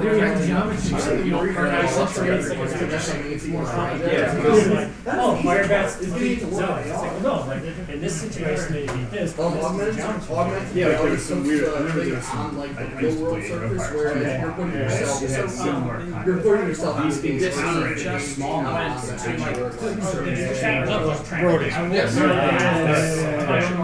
Different layers. So it's not just like.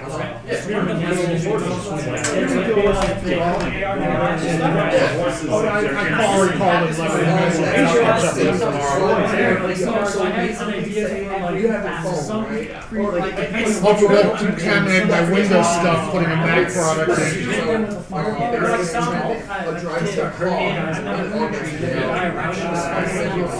I want something.